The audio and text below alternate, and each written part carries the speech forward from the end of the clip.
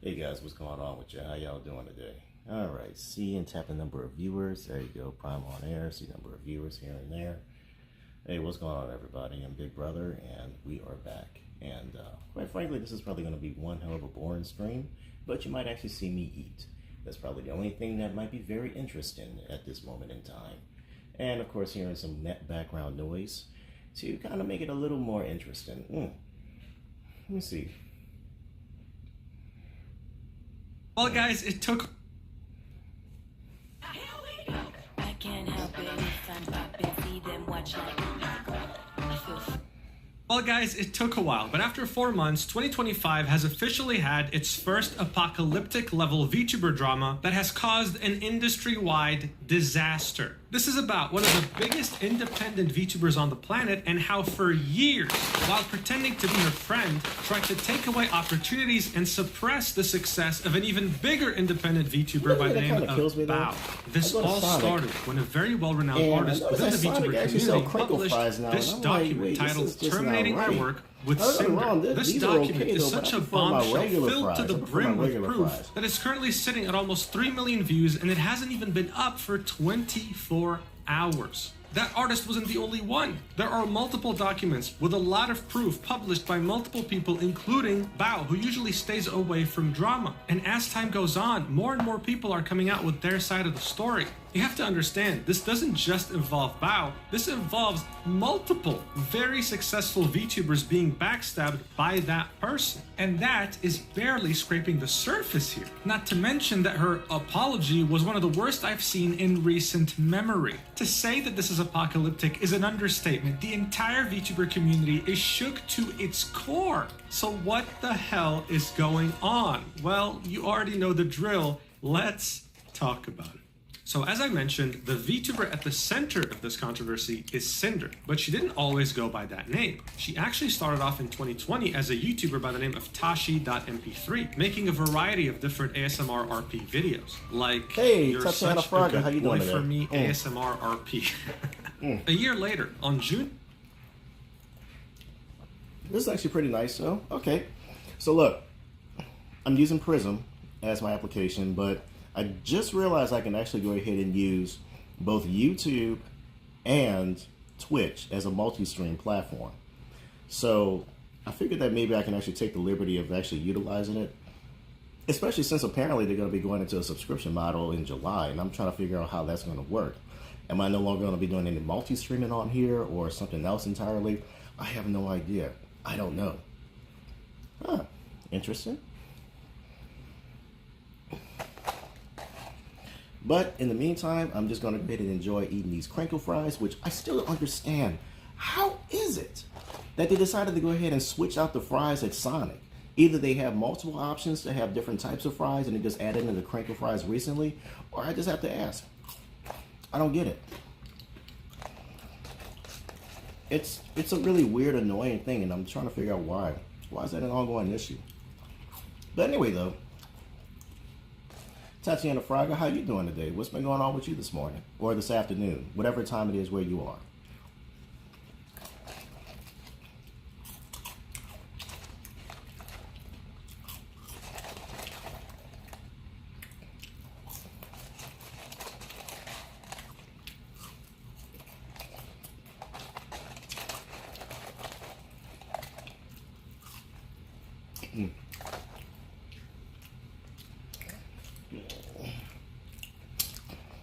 Hey, what's up, Hashem? Oh, it's already night here. You're in California? Oh, okay, I get what you're saying. So you're probably an hour or 2 hours. Oh, you're in California and you're from Spain. Okay, Tatiana, what time is it exactly in Spain? And welcome aboard, Canelo. How you doing, Suarez? Canelo Suarez, pleasure to meet you. What's the best fried chicken stop? Honestly, I'm not really the biggest fan when it comes to like fried chicken as much, but I can tell you some places from where I live at and also where I work at. So in the city that I work at, there is a place called Gus's Chicken, and they actually make some pretty good chicken. Popeyes is your best? Hey, I like Popeyes too. Popeyes is probably my de facto favorite in terms of like chain chicken places. I mean, I grew up eating Popeyes. I've actually tried some of the other Popeyes places like Church. I've actually tried some of the other chicken places like Church's, but it just didn't have the same kind of I don't know why. It just had the grease and everything else just wasn't quite as good. But Gus's chicken, but outside of Popeyes, I would definitely say Gus's Chicken is actually a very good spot. It's more locally owned, and also they have a lot of locally owned places where they do make pretty good, make the best kind of chicken, you know. And let's say, oh, it's midnight 40. Oh, it's 44 midnight, 12:44 past midnight over in Spain. Nice. And let me see. It had to beat. It's had to beat. It's had to beat. I don't know. I'm not sure. Is it had to beat exactly? I don't know. I can't really say. But I'll tell you what, though. I mean, but like I said, welcome aboard on the stream. So this is my first time doing a live broadcast indefinitely on YouTube, and I'm actually doing like a multi-stream thing right now between YouTube and Twitch. So I can definitely tell you right now, on Twitch there's only one person viewing, but it's definitely a place called Commander Root. I think that bot is still alive and kicking. Still likes me anyway. I've never been to Spain actually, though. I've never been outside the United States, so I can't really comment on some of the locations I want to go to. But Spain looked like it could be a nice little place to check out. I mean, I wouldn't mind traveling around the world anyway, but right now I'm always concentrated on just working and just kind of keeping everything mum and keeping everything in a very minimalist way.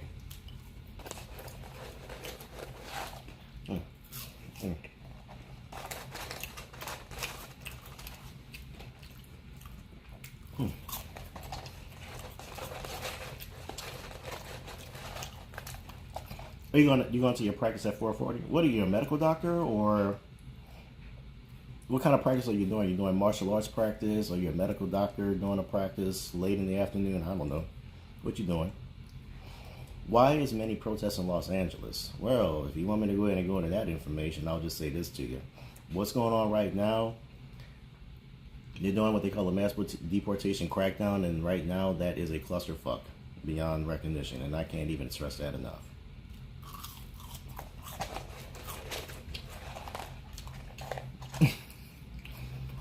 Trust me. I'm actually kind of terrible right now, Tatiana, because normally what I would do is actually go and make my own food. But right now, I'm just kind of tired. And I'm just taking it upon myself to just go ahead and, I just went to go ahead and buy some food. Otherwise, I would have been making my own burgers. And honestly, I think really,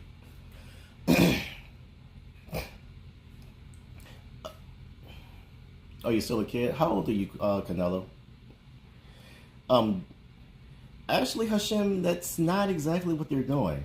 They're not really going after anybody that's illegal. They're going after everybody that is legal. And even if they're citizens, they just look a certain way. So that's what we're doing.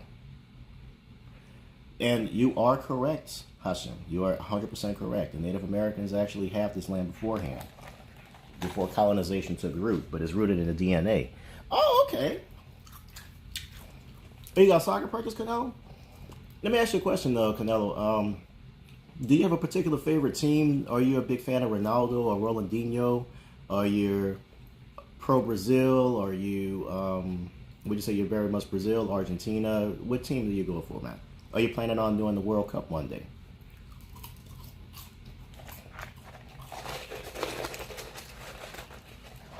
Because I'm going to be honest with you, man. What we call football in the United States is not really football because we use our hands more than with our feet. But football or soccer, that is what we call soccer. That is definitely a lot more important. I would definitely say that. And it's a very good, and you know, it's a very intensive sport because I realized, like, when you use your feet for practically everything, and it gets heavier the more you use it, the more you tire yourself out. But there's a lot of endurance training to be involved when it comes to playing a game like football, you know? And I gotta admit, I really wish that it was a lot more popular over here in the United States, but unfortunately that's not the case because, you know, the United States, they pride themselves on being a winning team. Yes, that's exactly how I feel too, Hashem. I really do. That's exactly how I feel too. It's let's put it this way. What Israel is doing is no different from what the Gestapo is doing. They basically took cues from what they were persecuted by, and now they're applying it to other people and marginalized people in particular, and erasing not just the culture, the history, and everything else.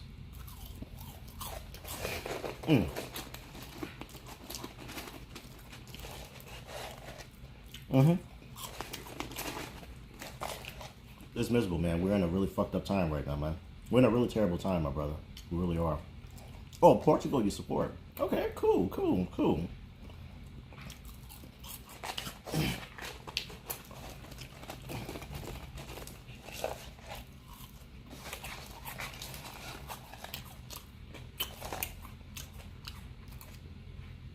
What's not to understand?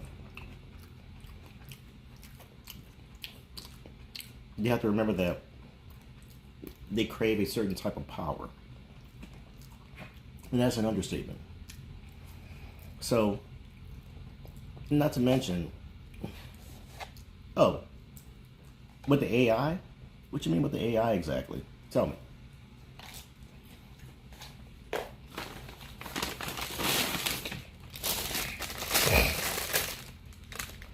No, they don't believe in sharing the land. They just want to take over, conquer, and do whatever they can. Think about what happened with the Native Americans in the United States. The Trail of Tears, the Oregon Trail, all that other stuff. And see what happened with that. Major massacre that took root. It's not about sharing anything. It's more about conquering and taking over. There's this little thing that they have called a manifest destiny, where they believe that they're entitled to other people's property and land. Look what happened with the Aboriginals in Australia. Any place where you actually have like natives that were actually wiped out and their culture and their identity's been eliminated. It's all the same.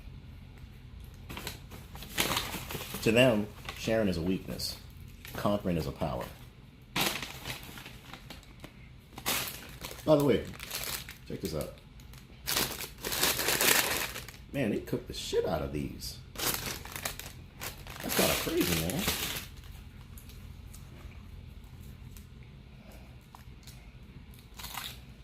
Yeah. I will say this though, the ranch here,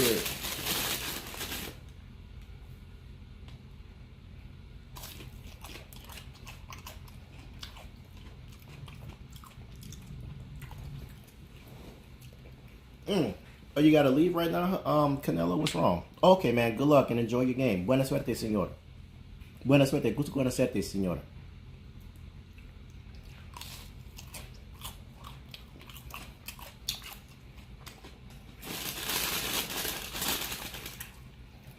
And let me know how the game goes. So was Hitler wrong then? Then what the goal was? I don't know. Well, always remember, scapegoating has always been a very attractive thing when they know that their policies don't really work. What's very attractive, above all else, is this idea, if you can't really win people over with economic policies, you're going to have to scapegoat, because they know their economic policies are going to be shit. And if you can't really, and fear has always been a very powerful thing for people.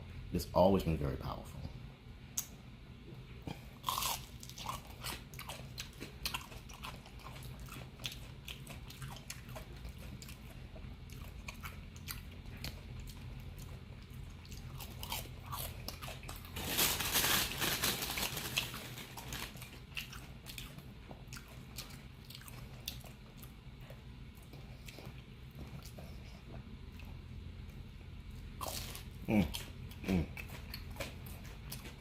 This looks pretty good though. This is pretty good.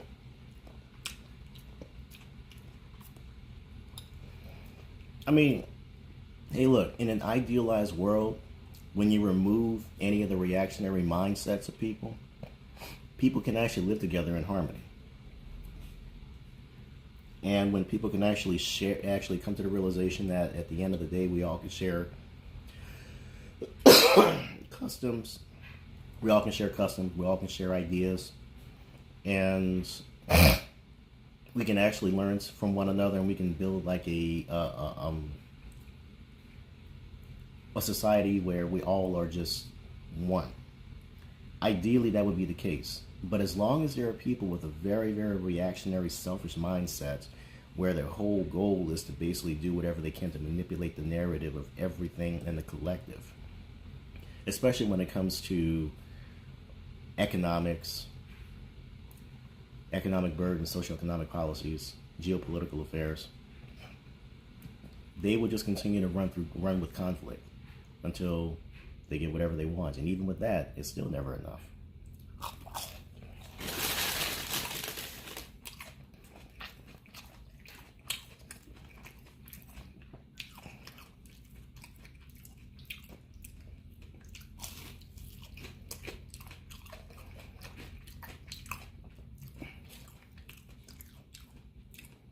Mm.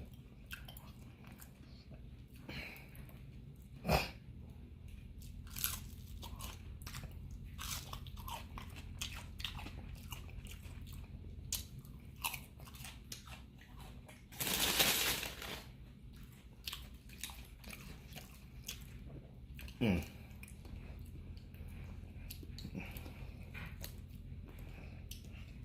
I will say this though.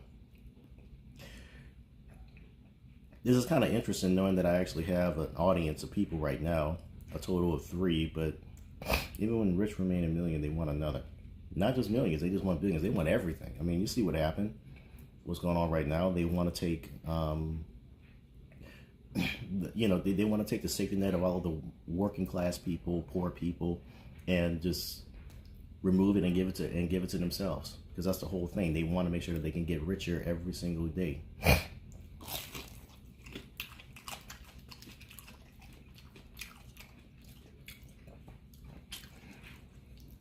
Greed is a very powerful, intoxicating thing when you have a lot of money.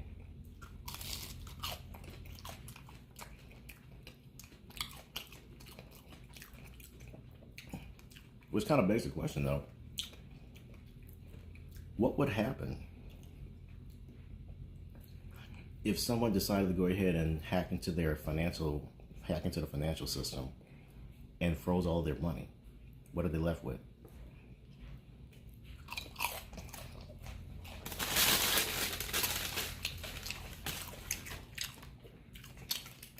Mm. Mm.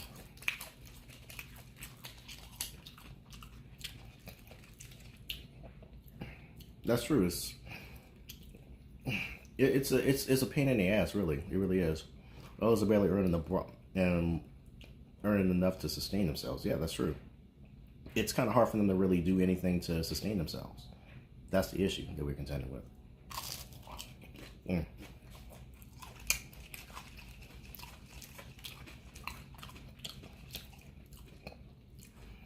You know, right now, going to fucking fast food places, it's a luxury nowadays. It's a luxury. Because fast food used to be very cheap and affordable. And, you know, people are still compelled to go ahead and buy it, but now people are kind of squeezing or kind of tightening their budgets and figuring out that maybe they shouldn't be eating out near as much. Which kind of begs the question,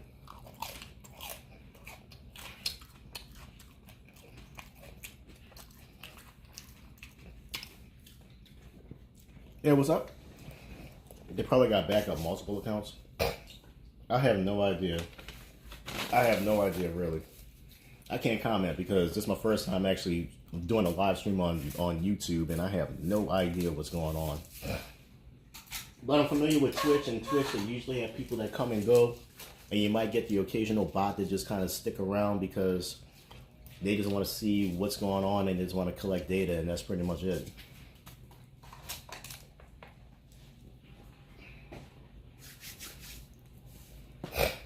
Mm. But that is kind of the unfortunate thing. Oh, by the way, the food was actually pretty good, but we got to do one more thing, and these are these nice, delicious triple smash patty right here. And let me just take a look at it right here. See this thing right here? They kind of, it is really smushed together anyway. It's kind of stuck. Hey, what's up with you, Tatiana? But take a look at this baby right here. Now, I'm gonna be honest with you. I'm not too crazy about the whole Sonic's Burgers per se. Fairlight's like, oh, you are fucking here. What's up, man? Hey, what's up, man? How you doing, Fairlight? Good to see you, bro.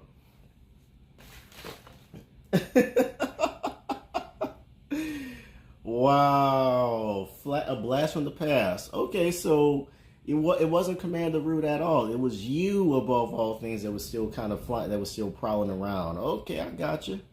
How you been, my man? And you say ew. Well, guess what? Guess what? Fair. Look, I'm gonna do this for you.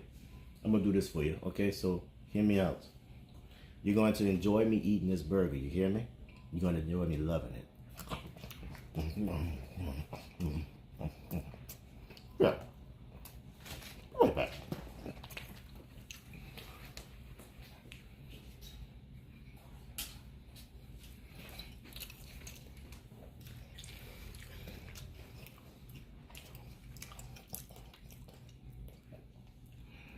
I'll try tune in. Take care.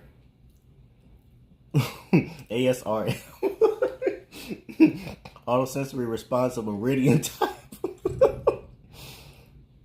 Hey Hashim, nice to meet you, man. You take care of yourself, bro. Well, actually, no, I'm not leaving. I'm just I had to turn on the light. But here it is. I'm eating this burger in your honor, my man.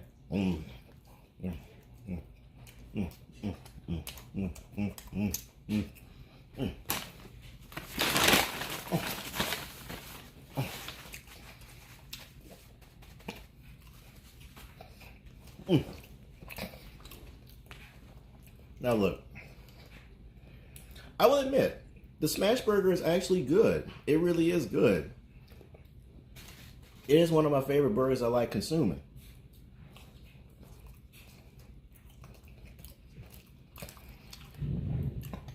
Now, why would you want me to turn off the light when you need to see me eat this thing in all of its glory?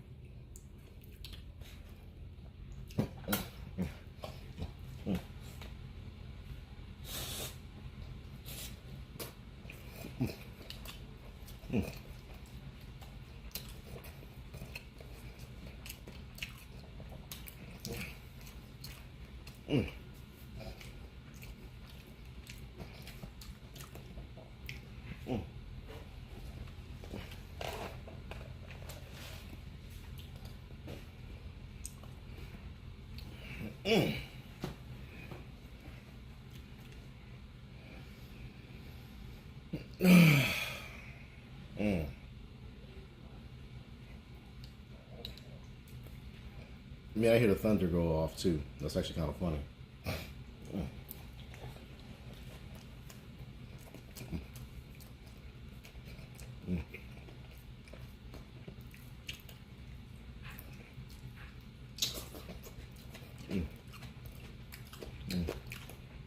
Gotta.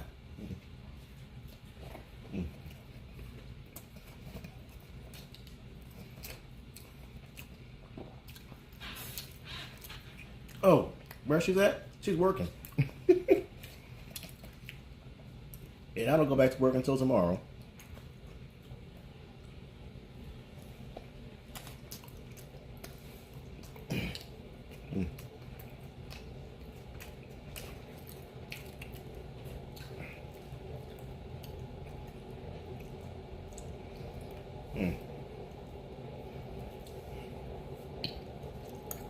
Where's the wife when you need her? Well, she's working tonight. She doesn't get home until 11 o'clock tonight.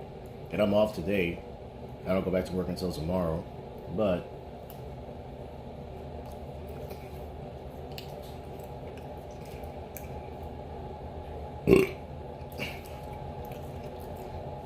sneaky stream. I just started using Prism again. And I'm actually taking advantage of the multi-stream function here. I had no idea it was a thing. But I'm also aware that now, because of the stream, because right now Prism is going to go into a subscription model, so I don't know what's going to entail.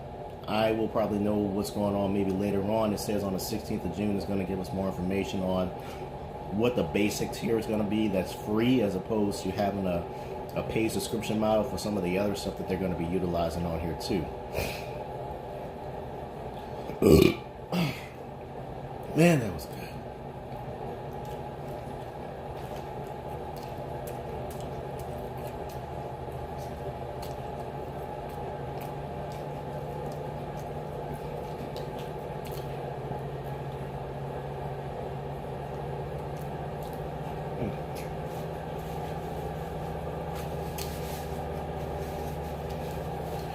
So it's kind of weird because I'm a little too late in the game with this ship.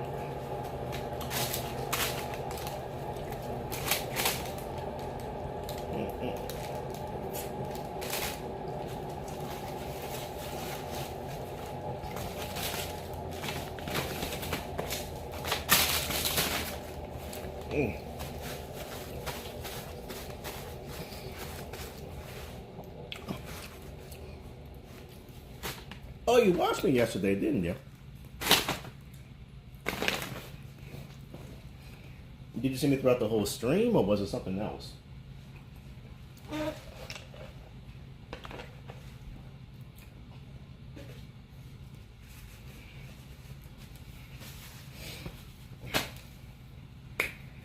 So I don't know what's going to happen, but we shall see. But I kind of figured last year I was going to go ahead. Oh, all of it? So you're that one viewer that I've been looking at the whole fucking time, and I'm like, geez, I cannot believe it. I thought it was Commander Rude, you know, the little bot that usually follows me around. But either that, I don't even know if it exists anymore.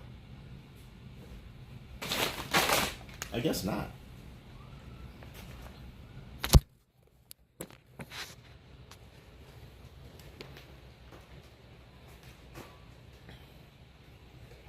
And look here. I'm going to say this to you right now.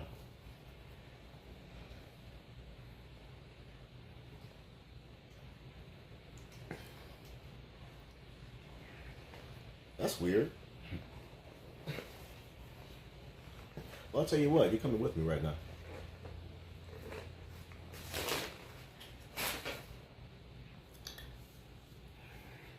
Yeah, that's actually kind of funny. So Commander Root doesn't exist anymore. Okay. But I will tell you this, as far as my personal life is concerned, I'm getting a lot better now. I mean, there is something big that will be coming up in a couple of months down the line, so I'm looking forward to that, and it's going to definitely be a nice little bump in pay as well, so things are going to be pretty nice. Oh, they banned a lot of web page bots. And oh shit, it's fucking raining. I guess I'm not going outside as of yet.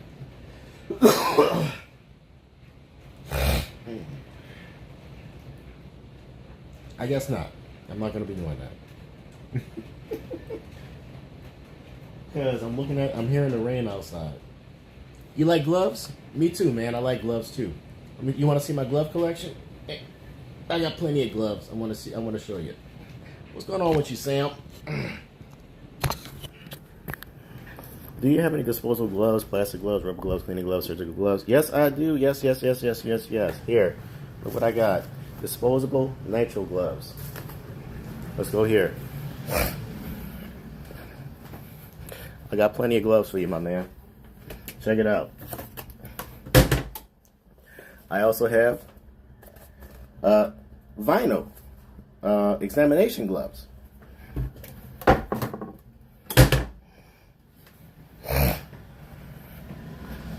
Okay. Now let's see what else I have.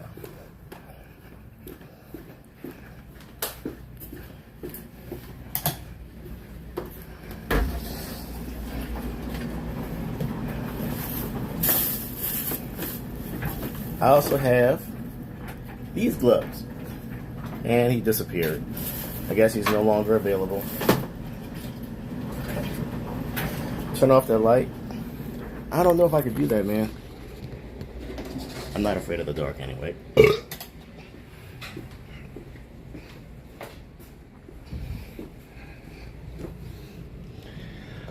Well, shit. I guess I won't be going out right now. I'll just have to Oh boy. You know, part of me really feel like I'm very grateful that I did not at all attempt to. Oh, my channel is about gloves, and I like to stay and watch the live stream if people were just wear disposable gloves.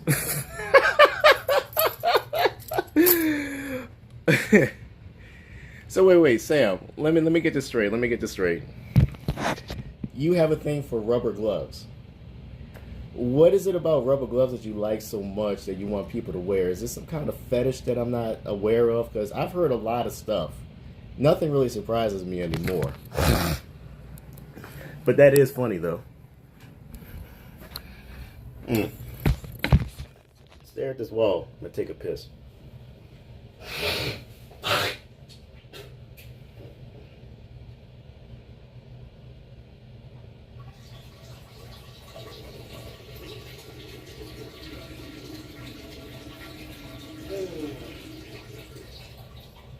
Oh, boy.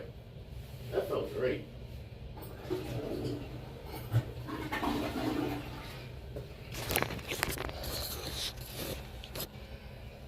Oh, Fairlight, you hear this shit? This guy here talking about he loves his gloves. That's kind of funny to me. I'm laughing. I'm super laughing. I'm laughing super hard.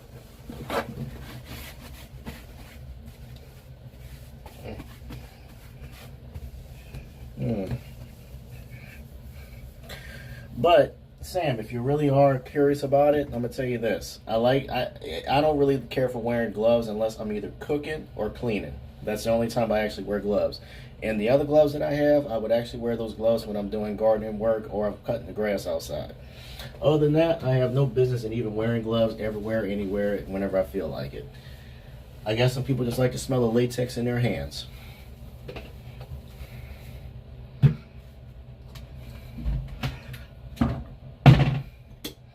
Because I stay and watch for the stream.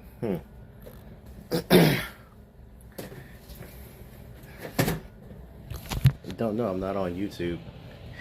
Well, I mean, that's the thing though, Fair. I know you're not on YouTube and all that though, but I'm just saying that it's actually kind of funny how. But look, this is my first time actually doing a multi-stream here, and so, you know, when I first popped in, I noticed that they had like 14 random people popping up, and they had like 2-3 people actually talking to me, and after that they all had to leave, and I'm like, what is going on here?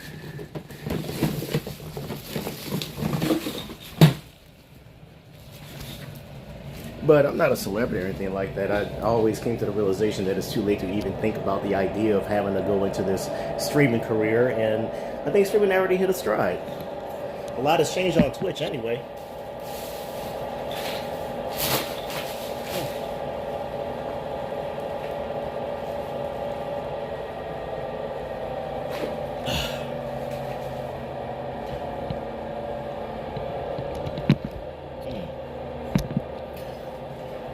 Like, a lot has actually changed on Twitch for the last couple of years since I've been on it, since my hiatus per se.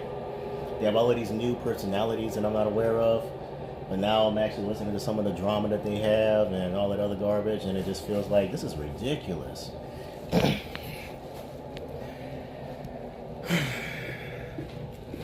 I mean, it's definitely not YouTube back. I mean, it's definitely not the years when I got on, but then again, you really can't do much like talking about it.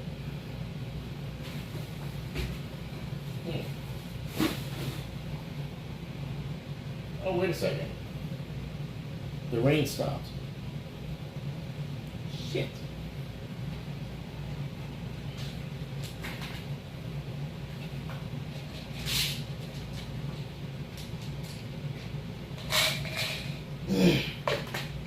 And I'm sure they don't pay you enough money to witness all that bullshit either, huh, T?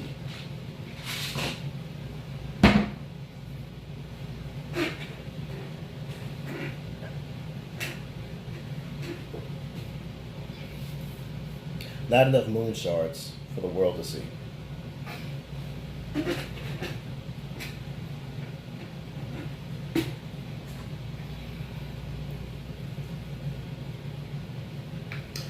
I don't know, maybe I'll do another cooking stream one of these days. And I might actually do something a little bit more extravagant for y'all live. Problem is, I don't really have much to go with it. I'll count age. Nah, we don't really have that now. I like to program something like that, but we don't have that.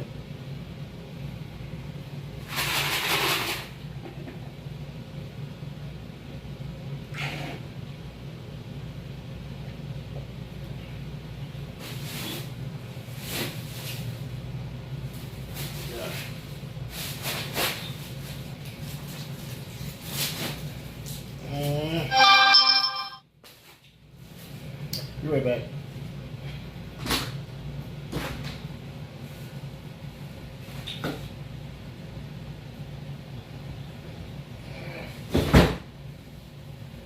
It's fucking raining outside. Oh well, wish me luck. Oh wait, let me do some other shit.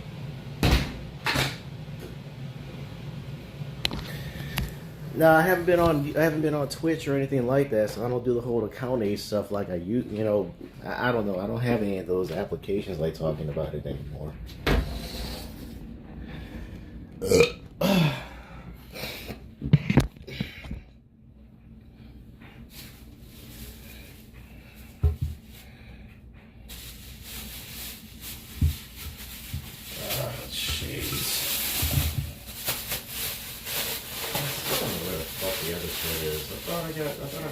I had one. What gloves do you use at home for cooking, cleaning, first aid medical kit with medical gloves inside of it? Alright, you want to see? Hey Sam, are you still going to be on here? You want to take a look at all my gloves? You want to see all my gloves and what I use them from individual reasons?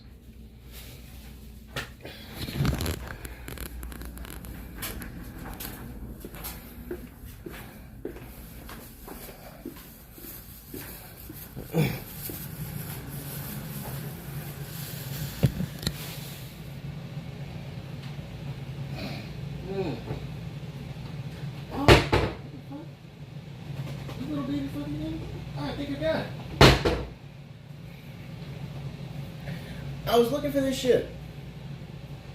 Okay, so I think we got something. These are the 2 value box, 4 gallons. I think they're like 20 bits a piece. Man, I feel like I hit a gold mine again. This is for small. Yeah, this is small. Oh boy, now I feel real happy about that. Now we got the small type. So look, Sam, I'm gonna tell you this right now. You keep coming in and out because you're not really sticking around for glove talk. And it's making me disappointed in you, my man. You know, I gotta keep a dedicated audience of people to keep engaged, but for some reason y'all keep disappearing from me like you got no damn business. And you're trying to tell me, and you're trying to make me feel bad because Damn. You know, I'm glad I got fingernails now. I just forget to utilize them properly. Man, I could cut somebody with these things. Okay, good. Okay, no. Okay, no. All right. Now we got something.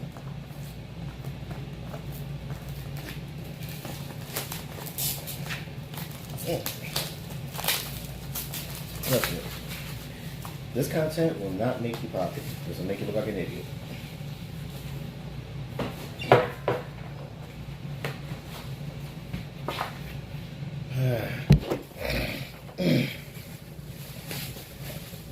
I mean, I swear, why would you go on a stream talking about gloves and you disappear on me?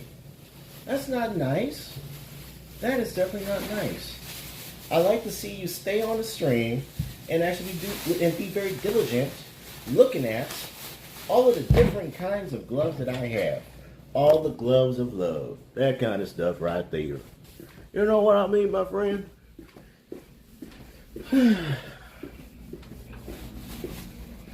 Okay. I was looking for these and guess what? I got them. All right. Now we got something.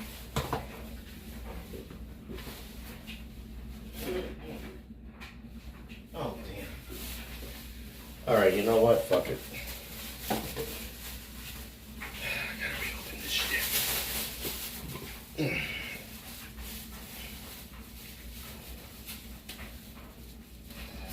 I wonder how you get rid of your habit of biting your nails for good. It's just so crazy. Alright, now we got something. Okay. So we got this. What else do we have? I think we got one of these. Now, will this glad lock be very nice for us, or will it be crap? And this is kind of cute. Behold, look at this shit. Okay.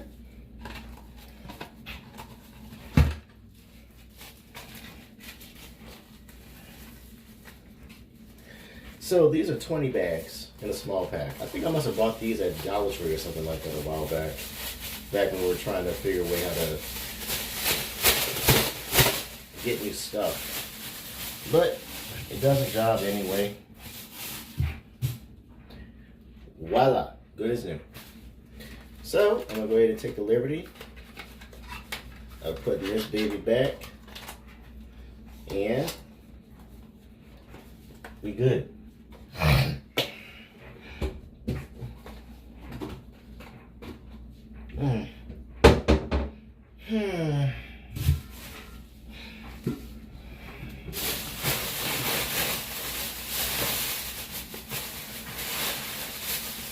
And what that means, let me go into the bedroom.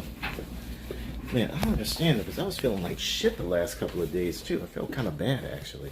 It was not good. Not good at all, man. Not good at all. Felt like crap. I mean, I was getting sick. My stomach was getting fucked up, all that other stuff. I didn't feel very good, really.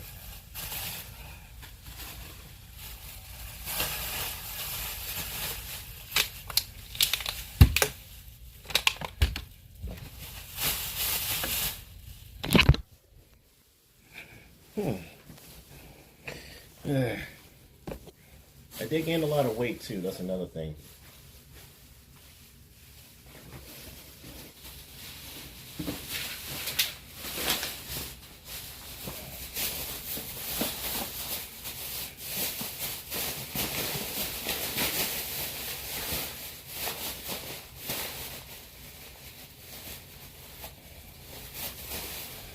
Okay. All right, buddy. I'm going into the Badlands. Wish me luck.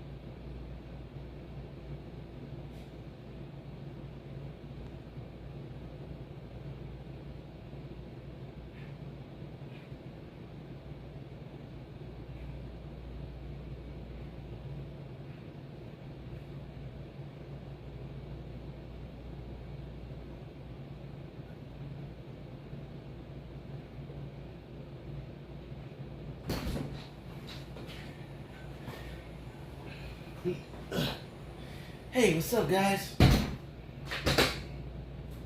I'm back. Alright, I'm back. Whew. Well, there you go. Sorry I had to put the garbage out. So, that's where I'm at.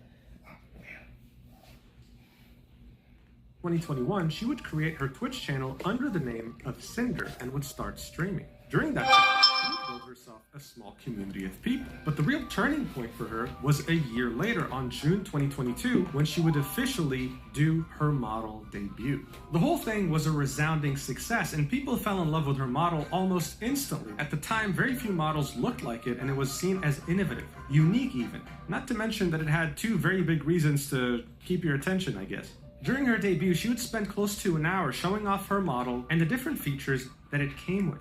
After her debut, she would get a lot of traction. People really liked her model and her personality. Nanolist was also able to gain some of this traction because she was behind the design of her model. This allowed her to start receiving many commissions from other VTubers who wanted a similar style, and as you can see from how many followers she had in 2023, she was also able to grow exponentially. Cinder would understand that one of the things people loved about her was the design behind her model, so she stuck with Nano and would keep commissioning a new model or outfit every few months. Now look, when it comes to VTuber models and VTuber outfits, this costs a lot of money. We're talking thousands of dollars. The fact that she was able to do this every few months already showed the resounding success that she found in content creation. Her average view count on Twitch was unstoppable, reaching thousands of concurrent viewers today, ranking her as the 471st most watched content creator on the entirety of Twitch. Part of the reason of that growth was that she was able to be a part of the VTuber friend group that included the biggest indie VTubers on the planet. She was seen as a dear friend, and as far as the others knew, that's how she saw them too. Always collabing together and always being a part of their tier lists or whatever other challenges they do. But that's not all. Her success knew no bounds. In the beginning of 2025, she announced that she was a partial owner of the company GamerSubs. This is a huge energy drink company that sponsors many of the top VTubers in the world. She even released her own shaker with them, and the art on the shaker, of course, was also made by Nanolist, and it sold out completely. All this to tell you that she was extremely successful. Guys, she was never in any controversy. As far as anyone was concerned, she had a very warm and kind personality as well as a really cool design. So of course, no one could have ever expected that it would just take one document to make her entire successful career come crashing down in an instant. But that's exactly what happened.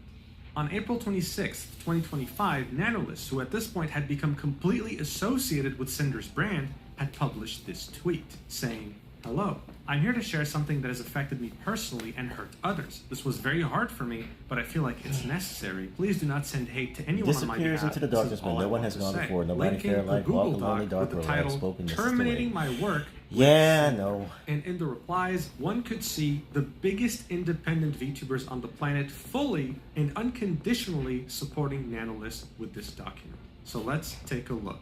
Nano starts off with introduction and notes, saying, "I wanted to share my experience with Cinder and Red manipulating me, using me, and dragging me into drama while sabotaging, slandering, and spreading lies about people I thought were her closest friends." So before we continue, you know who Cinder is, but who the hell is Red? Well, Red, otherwise known as Redacted, has been Cinder's manager since she started content creation. This has been a well-known fact. If you knew her or worked with her or whatever, you typically did it through Red. He was somehow involved all the time. So this document wasn't just talking about Cinder, it was also talking about him. Nano continues, "Not only do I no longer wish to work with Cinder, but I want to share what I've endured over the years and shed light on what she has been doing behind people's backs to protect artists and friends that may be experiencing something similar. I struggled a lot with writing this document and wasn't sure if what I felt and experienced working was real or just burnout, but I think this proves that I was lied to and manipulated over the course of years while working with Cinder. Note, based on working with Redacted and Cinder over the years, that I am sure they speak for each other and there is no reason to believe Red was acting without Cinder's consent and knowledge. Whenever I use they or them, it refers to both of them acting as a team. English not being my first language and the language barrier, I discussed the situation, my feelings and thoughts with native English speakers who helped me put them into words so everything is clear without any misunderstandings due to lack of English skills. Note, any names that are censored here were censored because the creator in question did not provide consent to have their name revealed by the time of me posting this document."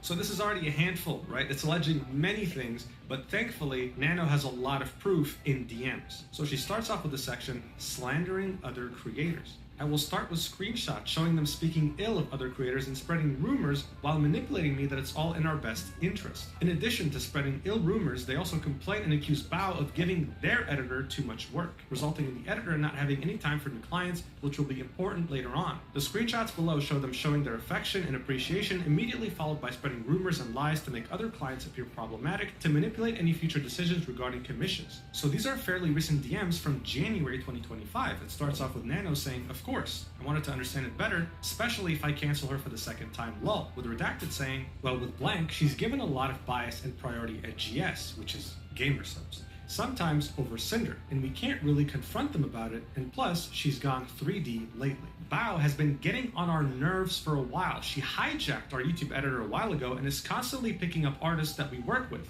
This is what we're dealing with now when it comes to VTubers. How much does it cost to even get a VTube We wanted to try and model? safeguard our most important It's artists kind from of her, weird. since she's already I don't taken know. our Like, what editor. exactly And is I the don't price mean for taken that? like he doesn't work with us $10,000, anymore. He does, but he has to $20,000. dedicate time for her now. And how does all that work Sometimes exactly? gets in It's the supposed way to of follow our you about your projects. movements, Also, pretty one of much. Bao's music video editors is the one that did the Boss Rush music video, and we're 99% sure she told him not to do any more with us. But like model art is the most important thing, that's a VTuber's entire image. Well, we love working with you. Cinder wouldn't be Cinder without Nano.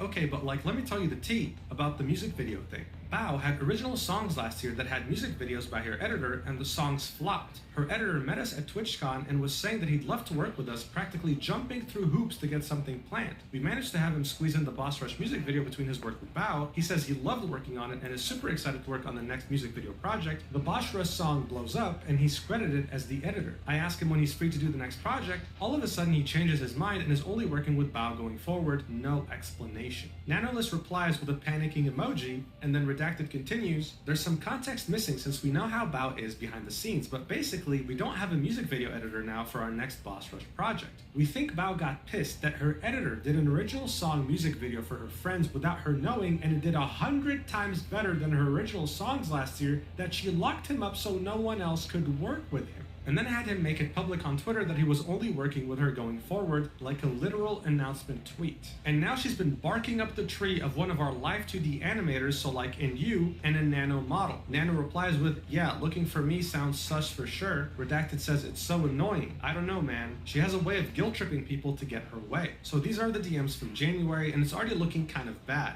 Nano continues in the document saying, "Red asked me to cancel on one of their closest friends, Bao, by asking me to cancel my work mid-progress, manipulating me into thinking it is okay since she has many connections and she'll be fine anyway, so I wouldn't feel guilty about it or worry too much. It was and is upsetting to me that Red contacted me specifically to check on me canceling the model I had planned with Bao." So these DMs are from August 2024 with Red messaging her, "Did you cancel models?" Nano said, "I did not." Red replies with, "Nano arc delayed to 2026. Nano replies with, "I'm scared to cancel with Bao," to which Red says, "You shouldn't be. She has so many connections. She'll find someone super fast. Did you already design her outfit? I remember her showing it to us at WeebCon," to which Nano says, "Yeah, I can give her the design for free as an apology gift." This is so scummy, man. You have to understand, commissioning a VTuber model is a very lengthy process. Everything from the initial concept, to the design, to the rigging, to the testing. If you don't pay extra, it might take a year. If you pay double, it might take a few months, but it takes a while anyway. And finding someone who's both talented and has a free schedule is... Is dancing with friends a workout?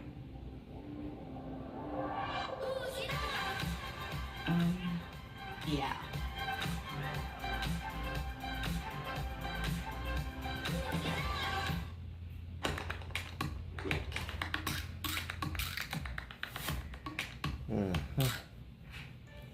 I served in the U.S. Coast Guard. President Trump's tax cuts are important to veterans. This is very misleading. Right here in Louisiana, America's plastic makers are creating and reimagining the essentials. Lighter. almost impossible. So this idea of, oh, she has so many connections is very insensitive and scummy. Nano clearly is nervous and doesn't want to cancel, but Red keeps pressuring her to do so. Such weirdo behavior. Nano continues in the document in the next section, titled Exclusivity and Blacklisting Other Creators. In the messages below, they mentioned wanting an exclusivity contract, but they didn't want to pay for exclusivity. But rather, when a creator from their blacklist comes asking for a commission, they would guarantee me model work for Cinder only, and if anyone asked me for commissions, they'd commission me instead to compensate for not working with other creators. This felt very strange, given that one of the accusations they made was overworking their editor, yet their solution to me working with other creators was for them to essentially overwork me to keep me from working on other projects. The messages below show that their primary concern is that the more non-Cinder models I make, the less valuable my existing models become. It's hard to say how much this messed with my mind as an artist that by working with other people, I'm somehow making my existing models less special. The following screenshot is one of them setting up the blacklist, saying I'm not allowed to work with any new clients or create any new outfits for VTuber 1 specifically, and justifying those things by saying that with each model, my art becomes less unique and special, and therefore Cinder somehow will become less special. The idea that my work as an artist and designer is devalued by working with other people is insane and hurtful. After realizing what taking a deal with them would really mean for both my workload and my mental health, I backed out. So this first screenshot is also from January 2025, very recent, and it starts off with redacted saying, I mean, like, if we wanted to have some kind of model exclusivity, what would you need to make that sustainable? And it replies with, maybe you can share one of your ideas and I can check what I think. Half an hour passes by, Redacted doesn't say anything, Nano says something, and it's, okay, so I got some ideas for this, I guess. Redacted says, I was driving, what are you thinking? Nano says, okay, so I asked help from my friends, they don't know it's you, so don't worry. So a monthly fee, calculating my monthly earnings, also how long would this be, and if this counts for models I already worked on? Redacted replies with, well, I think the main things we're looking for are for you to not take any brand new model clients and to not make any new models outfits for blank again. So this is them deliberately targeting one VTuber in particular. Anyway, he continues, you'd still be able to work on models/outfits with all of your other existing babies and your artwork commissions wouldn't be affected. One of our concerns is that more nano babies means nano models don't have the same value anymore. And by the way, guys, when he says nano babies, it's a VTuber term, so typically people who will make your model are called Papa or Mama, and the VTuber commissioning them is their baby, okay? Yeah, I know it's weird if you're not into VTubers, okay? You don't have to tell me, but now you know. Anyway, he continues, and second is that there's a few people that we just would rather not be able to have a model from you. Maybe not any new babies at all. The reason why I brought this up at all is that there's been a lot of bias with another one of our partners with certain creators, and we'd rather these creators not have what makes Cinder unique, which is your artwork, just drama. An hour later, Redacted comes up with an idea, saying, okay, so call me crazy, but I don't think any of the artworks are very unique per se because they all adopted the same kind of chibi, anime, big head, big eye kind of model. At all again. So I don't see where the uniqueness comes in. I don't think you've ever done anything with blank or blank before. We also have another gamer subs label for you too, the AFK. This is absolutely wild. Look at how many people they're blacklisting over here, okay? Nanolist replies with, is there any way to add a little bit more since blank still asks for art every now and then? Redacted says, we could do it like when blank asks for art, you tell her no, and then tell us so that we buy another art piece. Like, so you still get a job from it. Now, I'm sure you're wondering who these censored creators in the message are. Well, now we know. This is the full message, with Redacted saying, you don't work with Bao, Cotton, or Blank at all again, models or art.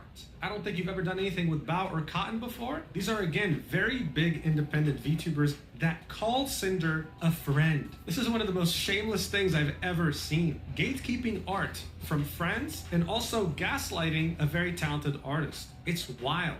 Now bear in mind, there's a VTuber that's still censored here, and throughout the document you'll see a person of interest called VTuber1. Those got revealed later, and we'll talk about them in this video, so don't worry. Nano then continues in the document saying, another example of speaking ill of other creators right after they saw I was working with Shy Lily, trying to once again make the idea of working with other clients seem like I am setting myself up with problematic people who will do me no good in the long run to get me to reconsider working with them. They also continuously kept asking about my other clients' plans, which for them made the antenna go up and immediately went into slandering Lily. And when Nano says Lily, she of course means Shy Lily. They consistently try to reassure me that despite their best efforts, they just happen to keep trying to bring drama in as reasons for me to go exclusive, and that working only with Cinder is them trying to look out for me. So this is extremely recent, like a couple of weeks ago, right? In mid-April 2025, with Redacted saying, hey Nano, do you have more plans with Lily besides just the model, like outfits or merch or anything? Nano says, been just the model so far, to which Redacted says, okay, her asking you for a model recently just made the antenna go up. She's been acting weird towards Cinder lately, and we don't know know if something's going on. Nano says, oh, that's weird. Redacted says, ever since after V-Card launched, which is a VTuber trading card game that Shy Lily helped launch. Nanolist says, but what do you consider weird? And Redacted says, dipping out of collabs they were both a part of at the last minute and now ghosting her messages. Cinder's raided her a couple times on Twitch in the past week, and Lily won't acknowledge Cinder by name. Just like pretty weird, petty stuff, I don't know. Nano says, that's super weird since they both share the same store, lol, referring to gamer subs, that they both have partial ownership in. And Redacted says, around V-Card's launch, they were talking and collabing and I don't know what happened, but her asking you for a model after that was just weird, even though she said she doesn't plan on getting a new model anytime soon. I don't know, hate that we keep bringing you into drama, to which Nano says, yeah, I thought it was quite early to go for a new model. Redacted says, feels like we're gonna have to compete with Lily if she's ghosting Cinder and wants the same model mama. So of course, I don't have to tell you, Shy Lily is also one of the biggest independent VTubers on the planet, and she is someone that considered Cinder a friend.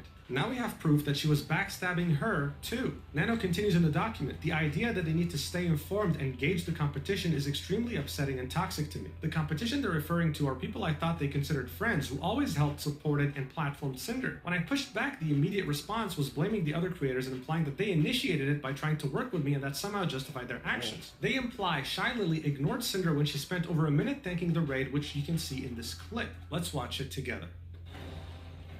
Ignore what you just saw. Okay. Ooh! Oh my goodness! Hello! Oh! Hello, raiders! Hello! I am playing Berserker. It's called The Last Berserker Kazan. We were sponsored, but the game was really fun, so I just kept playing for like a million more hours. Hello, everyone! Hello! The Pyropop raid! Hello, Pyropops! What did you guys do?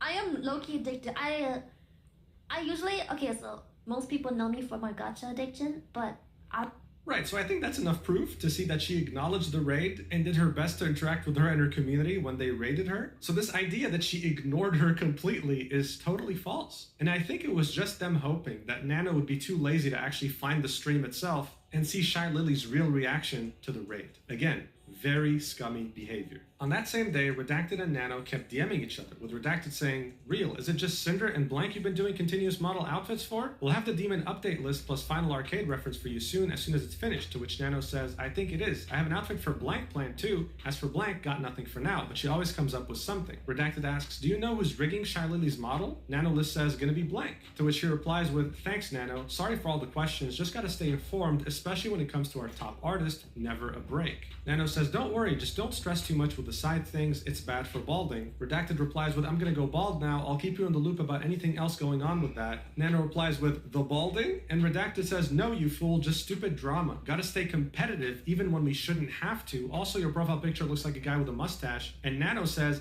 don't go too far on the competitiveness, it can get bad. Gotta chill sometimes. To which Redacted says, hey, it's not us. We aren't the ones getting a model from the artist of the other Gamer Subs owner out of the blue and ghosting them and refusing to acknowledge them. You know, this is made weirder by the fact that both Shy Lily and Cinder are co-owners of a company, and this is how Cinder is treating her. Her competitiveness knew no bounds. She would probably push a toddler off a bridge if it meant getting 100 extra viewers on Twitch, okay? Nano continues in the document saying, below I wanted to push back and make clear I was uncomfortable on being dragged into drama, and they responded by bringing up more drama and baseless claims, all while trying to guilt trip me. It is ironic and crazy to me that I mentioned not wanting to be dragged into personal issues, only for them to on multiple occasions mention other people's alleged drama. So this is where things get real, because it's not Redacted doing the talking, it's Cinder directly. The DMs were from February 11th, 2025, so just a couple months ago, and it starts with Nano saying, Cinder, just wanted to say sorry for stepping back on the exclusivity deal.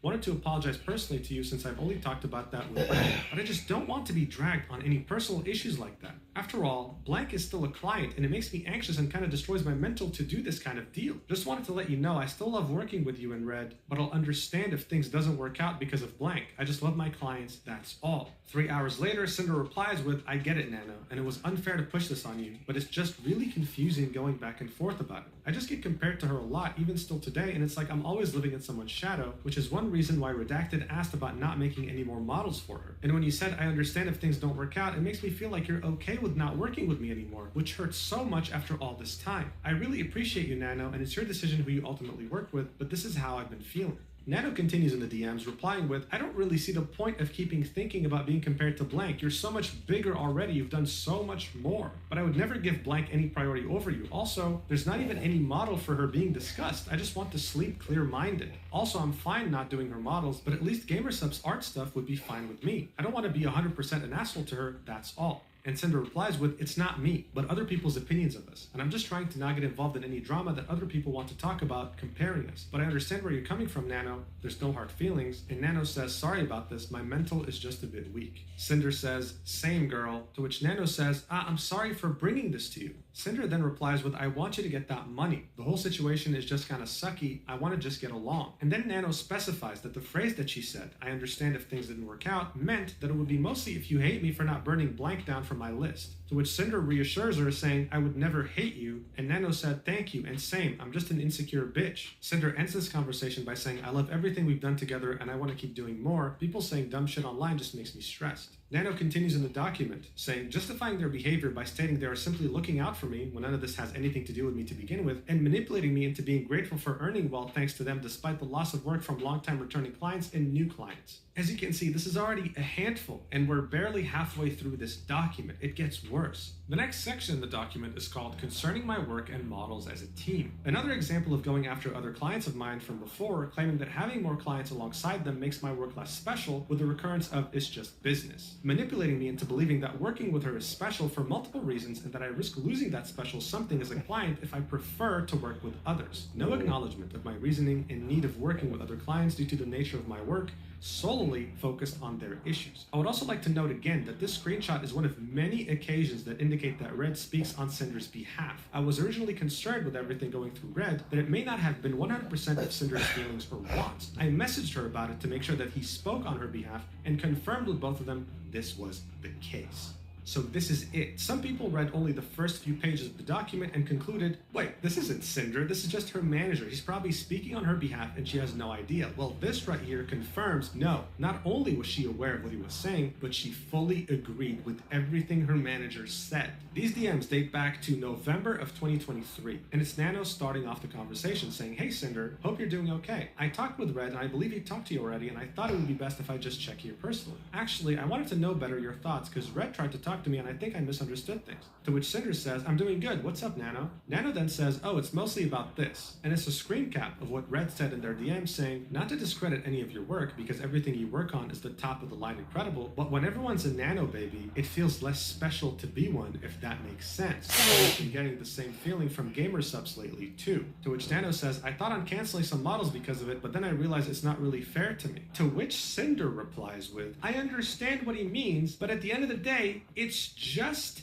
business. Bro, what is this, the mafia? Pointing a gun at your head and before shooting you saying it's nothing personal, it's just business? What the hell is this? She then continues, of course we love working with you and want to keep working together, but if you prefer to work with other clients instead of me, I know it's for a reason for you to help grow and not because you don't like me. Being one of you fits, but just let me know if you don't have time for me to be an exclusive Nano art baby anymore. Nano then replies with, it's no personal reason. I would never do something like this to you or anyone, but yeah, it's important for my job to reach far and I like working on different projects and people. I never ever said I don't want to work with you anymore. I told Red that even though I have my other works, I will always have a way to get you a priority spot when possible. You'll always be my special baby. Cinder replies with, I also think it's important for you to work on projects that you're excited about, so I'll go through my plans with Red and send you our ideas to see if it's possible with your schedule. I know he can be a little pushy sometimes, but it's because he's just doing business for me to grow too, and he absolutely loves your work just as much as I do. Nano says it's okay, we'll update you guys ASAP, and Cinder says sounds good to me. Nano continues in the document saying, Red tries to make it look like they never meant for it to appear like they wanted me to be exclusive by framing it as something I wanted, while immediately doubling down on the fact that me working with more people makes my work less special and no longer unique, as if every design is just a Cinder clone. These are DMs also from November 2023 between Nano and Redacted, in which Nano says, So it's about working with Cinder. My friends told me it's a bit unfair for me to stop working other models, so I do more for Cinder, which I agree with them. I'm a free artist and I should do whatever I want to do. I don't want to take sides on any drama or situations. I still will always have a way to have open slots for Cinder, but I won't be having her as my only customer. Redacted says, I agree, you're a free artist and you should do what you want, but I was under the impression that taking on more Cinder work is what you wanted to do. I didn't think it was like we were making you do that. Nano then says, guess we got a misunderstanding on both sides? It's more about this. And she replies with the initial message from Redacted in which he was like, yeah, not to discredit your work or anything, but whenever you work with other clients, it makes your work less special, right? To which Redacted says, oh, I see. I mean, what I said is still true about how we feel, but I wasn't saying you had to only do Cinder work from now on. Bro, what the hell is this, man? He then continues, that's with anything though, not just your work. If you have something special and then everyone wants and gets that thing, it makes it less special. I'm sorry you were under the impression we were trying to make you only do work for us. I will keep things more business talk and less emotional, lol. Just let me know how this will affect your schedule so I can tell Cinder after. Sorry for the stress, Nano. To which she replies with, but every single model I do is unique and I make them special in their way. It's not like I'm selling Cinder to everyone. Please don't feel this way. Redacted then says, no, I know. You pour your heart and soul into your models and they're all incredible. And Nano ends this conversation with, I'm sorry I made you both feel this way too. So textbook manipulation, textbook gaslighting, textbook backstabbing. I mean, is there anything here that doesn't scream manipulation to you? Reading through these DMs, I feel very sorry for Nano. She clearly loves to make art and is so conflicted here because she values Cinder as a friend and client, but at the same time, her gut feeling tells her something's wrong. These are very unreasonable demands. Anyway, the document continues. It's simply business. Normalizing their behavior once again by stating that it's simply business to sabotage other VTubers' careers and not work with them and focus on Cinder instead. This is again from November 2023, in which Redacted says, it's okay, Nano. You're just making a living and making a name for yourself, and I can't blame you for accepting work from other big names in the industry and having very desirable talent. If you end up filling your model schedule again like it was, let me know. We'll have to replan some things depending on that. Nano replies with, thank you for understanding my side. We're all trying to have our names somewhere. Just don't take this personal or anything. I still love working with you guys, and again, apologize for the trouble on your plans. I'll still revisit my list and see what I got. He then says, business is business. If you want to go through the projects we talked about and let me know which ones you'd want to do too. Later on, Redacted replies to another message from Nano in which he says, I don't want to take any sides on any drama or situation. And he says, is this about blank model Nano? Nano says, yeah, I want to take it, but I don't want to disrespect Cinder. I just want to do pretty models, no hurt feelings. Redacted then says, business is business, to which Nano replies with a crying emoji. Redacted replies with, Nano, you're a freelance artist and blank is a longtime client, so it makes sense to continue doing work for her. I understand the logistics of it. At the end of the day, you need to do what's best for you. Nano replies with, I really appreciate for understanding my side. I do understand your side too, but sadly it's something between you two, not me. I shouldn't get involved in this fight. I just go art. Brr. Redacted then says, right, I know, I just didn't think our conversation sounded like I was trying to make you not work with her on a model, like blank specifically. Nano then says, maybe I just considered the situation too much, my mistake for thinking this way. And he says, it's okay. Then Nano says, but are we good for real? This feels like a weird breakup, I'm stressing. And Redacted says, me and you are good, but I still have to tell all this to Cinder. It'll be fine, don't worry, I think she's still sleeping. So it's just a constant back and forth. It's very exhausting to talk to people like this because in 2023, they made her think that by taking on other clients, her art meant less. Then when she confronted them about it, they were like, we never meant that. We just want you to work on Cinder's models. Do what you gotta do. But then we saw very recent DMs from 2025 as well as 2024 in which they were telling her, do not work on models for these people in particular. This just keeps getting worse and worse. Nano continues the document saying, damage control. Making sure none of this reaches and is all kept hush-hush, while also providing proof that they know what they do is ill-intended and should not get out, as it would cause issues for Cinder's career to be painted in this light. Note that the uncalled shot at VTuber 1 is even spoilered, a hidden message in Discord,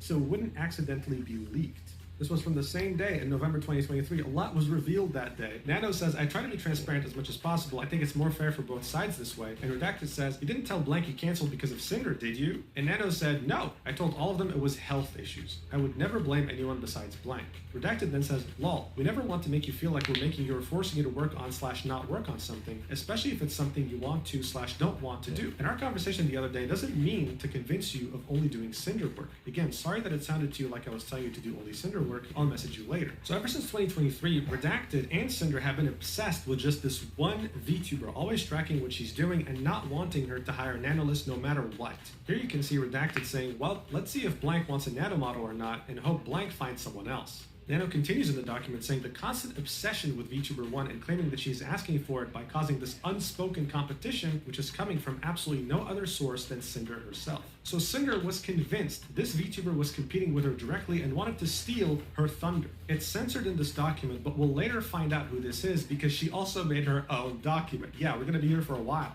Nano's document ends with around 3 or 4 screenshots showing this absolute obsession with this VTuber and the unhinged thought process that Redacted and Cinder had towards them. This is Redacted saying, I think it's more like wanting her to recognize Cinder even though it literally doesn't matter. I feel like there's this unspoken competition between them, like they need to one-up each other because blank can't get along. But I also understand her point of view. The new VTuber who people say looks, sounds, and acts like you becomes just as successful as you in a year. If she did recognize Cinder as an equal or a friend, then it would be like she's endorsing her copy. Or like I've seen some people say her replacement, they share a lot of the same audience too. Like at the end of the day, it isn't just about how much we make compared to her, we just want her to recognize, hey, Cinder is a big VTuber too. She got there on her own merits, just like you did, get along. And the marketing potential and money they could make if they teamed up. I just know anything we do, she's watching and will take from or try to outdo. Oh my god, you know the spinning figure we have on stream? Blank's figure was announced on Wednesday, no spinning figure. Cinder debuts Saturday, everyone hears about it. Figure announced, spinning figure on screen with exclamation mark figure right next to it. Blank streams yesterday, first stream since Cinder debut, guess what? Spinning figure with exclamation mark figure next to it. Now this might seem confusing, but we were just talking about VTuber 1.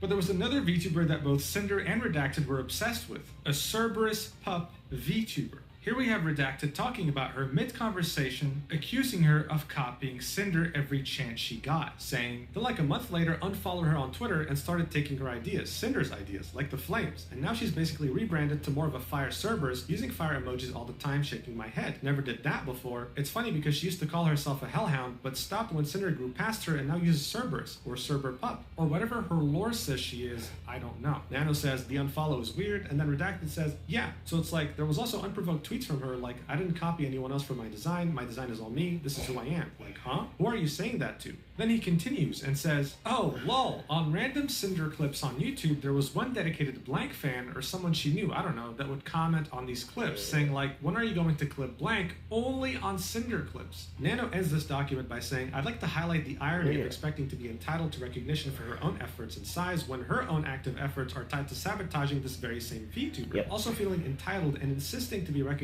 by someone else is odd. Thanks for taking the time to read through everything. I hope everything makes sense and everyone who has been hurt, manipulated, or sabotaged by her will find closure. So look, this whole idea of, oh my god, this VTuber's copying me or whatever, this isn't the first time we see it in the VTuber space. It happens more often than anyone would like to. But Cinder, as well as Redacted, were taking it to a whole other level. They weren't just concerned by someone copying them, they were obsessed. And they were dragging their artist who has been loyal to them into this mess as well. It was a very, very bad look.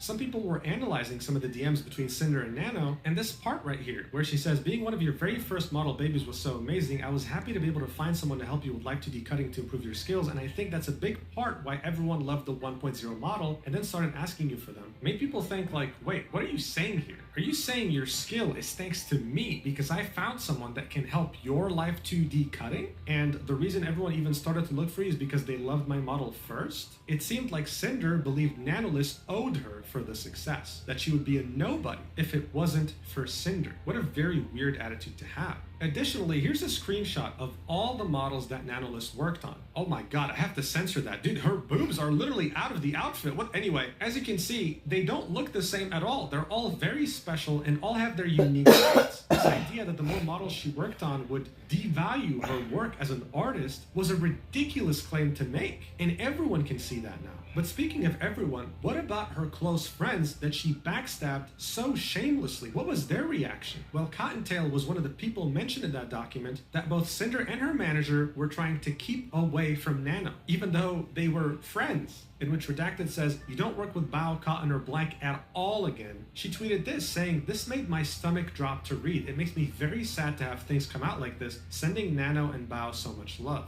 I mean, I can't even imagine thinking that someone is my friend and they're out there in DMs getting their manager to gatekeep an artist from me because they think I'm a threat to them. But of course, Cottontail was far from being the only one affected here. 5 minutes after Nano released her document, Bao quote tweeted and said, I was very hurt by someone I thought was a friend, with her own Google document.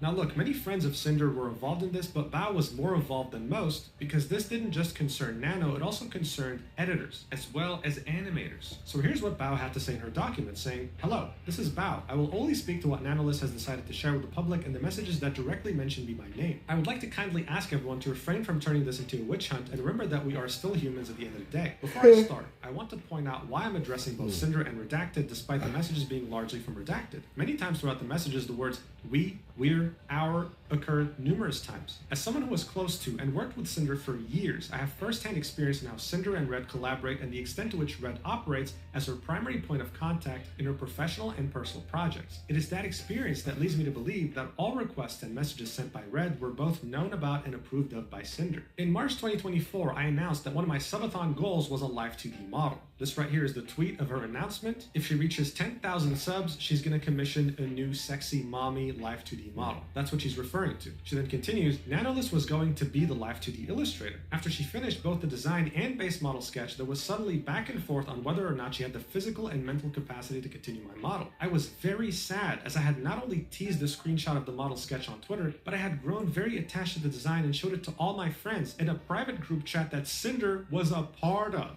I shared how devastated I was, and she did not comment or say anything despite other comforting and reassuring me. I now realize that the reason for her silence was because Cinder and Redacted were deliberately sabotaging ongoing commissions and blocking VTubers such as myself from having access to art from Nanolist. She then shows us the same screenshots that were in Nano's document, in which we now know that Bao, Cotton, as well as other VTubers were directly targeted by both Redacted and Cinder.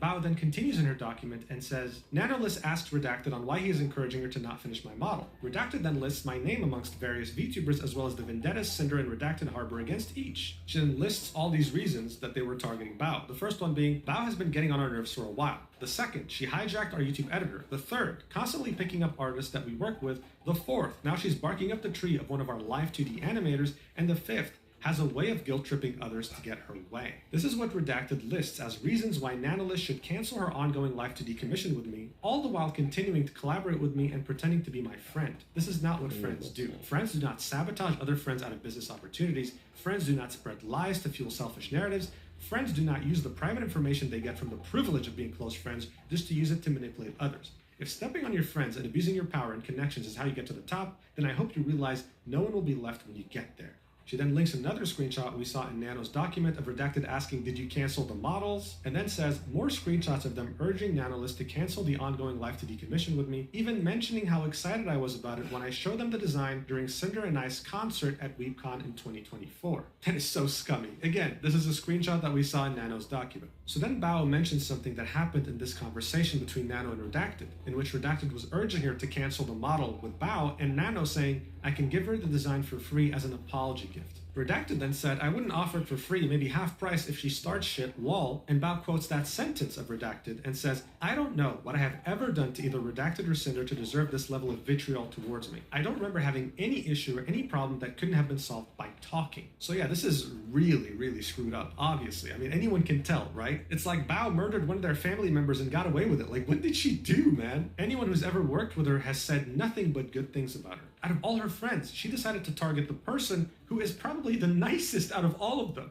Anyway, Bao continues, saying, regarding the messages where Cinder and Redacted openly accuse me of stealing their YouTube editor, Boss Rush music video animator, as well as any artist they have worked with, she attaches an image that shows an email between her and Kaiser, their YouTube editor, in which she says, Hi Kaiser, nice to meet you. I was just watching your stream highlight from me and Cinder's collab, and I really loved your editing style and humor. I was curious if I could request a video edit from you every now and then if you have any availability. My username is Bao on Discord if you want to chit-chat more there. Thanks again. And Kaiser says, Hi Bao, I'd love to edit a video for you. I just sent a friend request on Discord. Bao continues in the document saying she hijacked our YouTube editor. Their YouTube editor, Kaiser, is a mutual YouTube channel editor for myself and Cinder. My channel manager, June, and I asked Kaiser for one stream highlight per month as we are aware of his extensive position as Cinder's channel manager. I made a point to note this in my inquiry email to him in 2023. She then shows a screenshot of a call that lasted 5 hours and says, on March 20th, I started a group Discord call that lasted 5 hours to hang out with my editors. In this group call, Kaiser shared with us that he was afraid to ask Cinder for a raise because he initially turned down an exclusivity deal. deal. As a friend to both Cinder and Kaiser, I encouraged him to take the deal and reassured him that it would not change our friendship, as I would never want someone I care about to miss an opportunity, even if it meant I would lose him as an editor. And other editors who were on the call can corroborate this. I'm sharing this context because there are no words to describe the hurt and betrayal I feel now, knowing that on the other side of this conversation, Cinder and Redacted were actively portraying me as a thief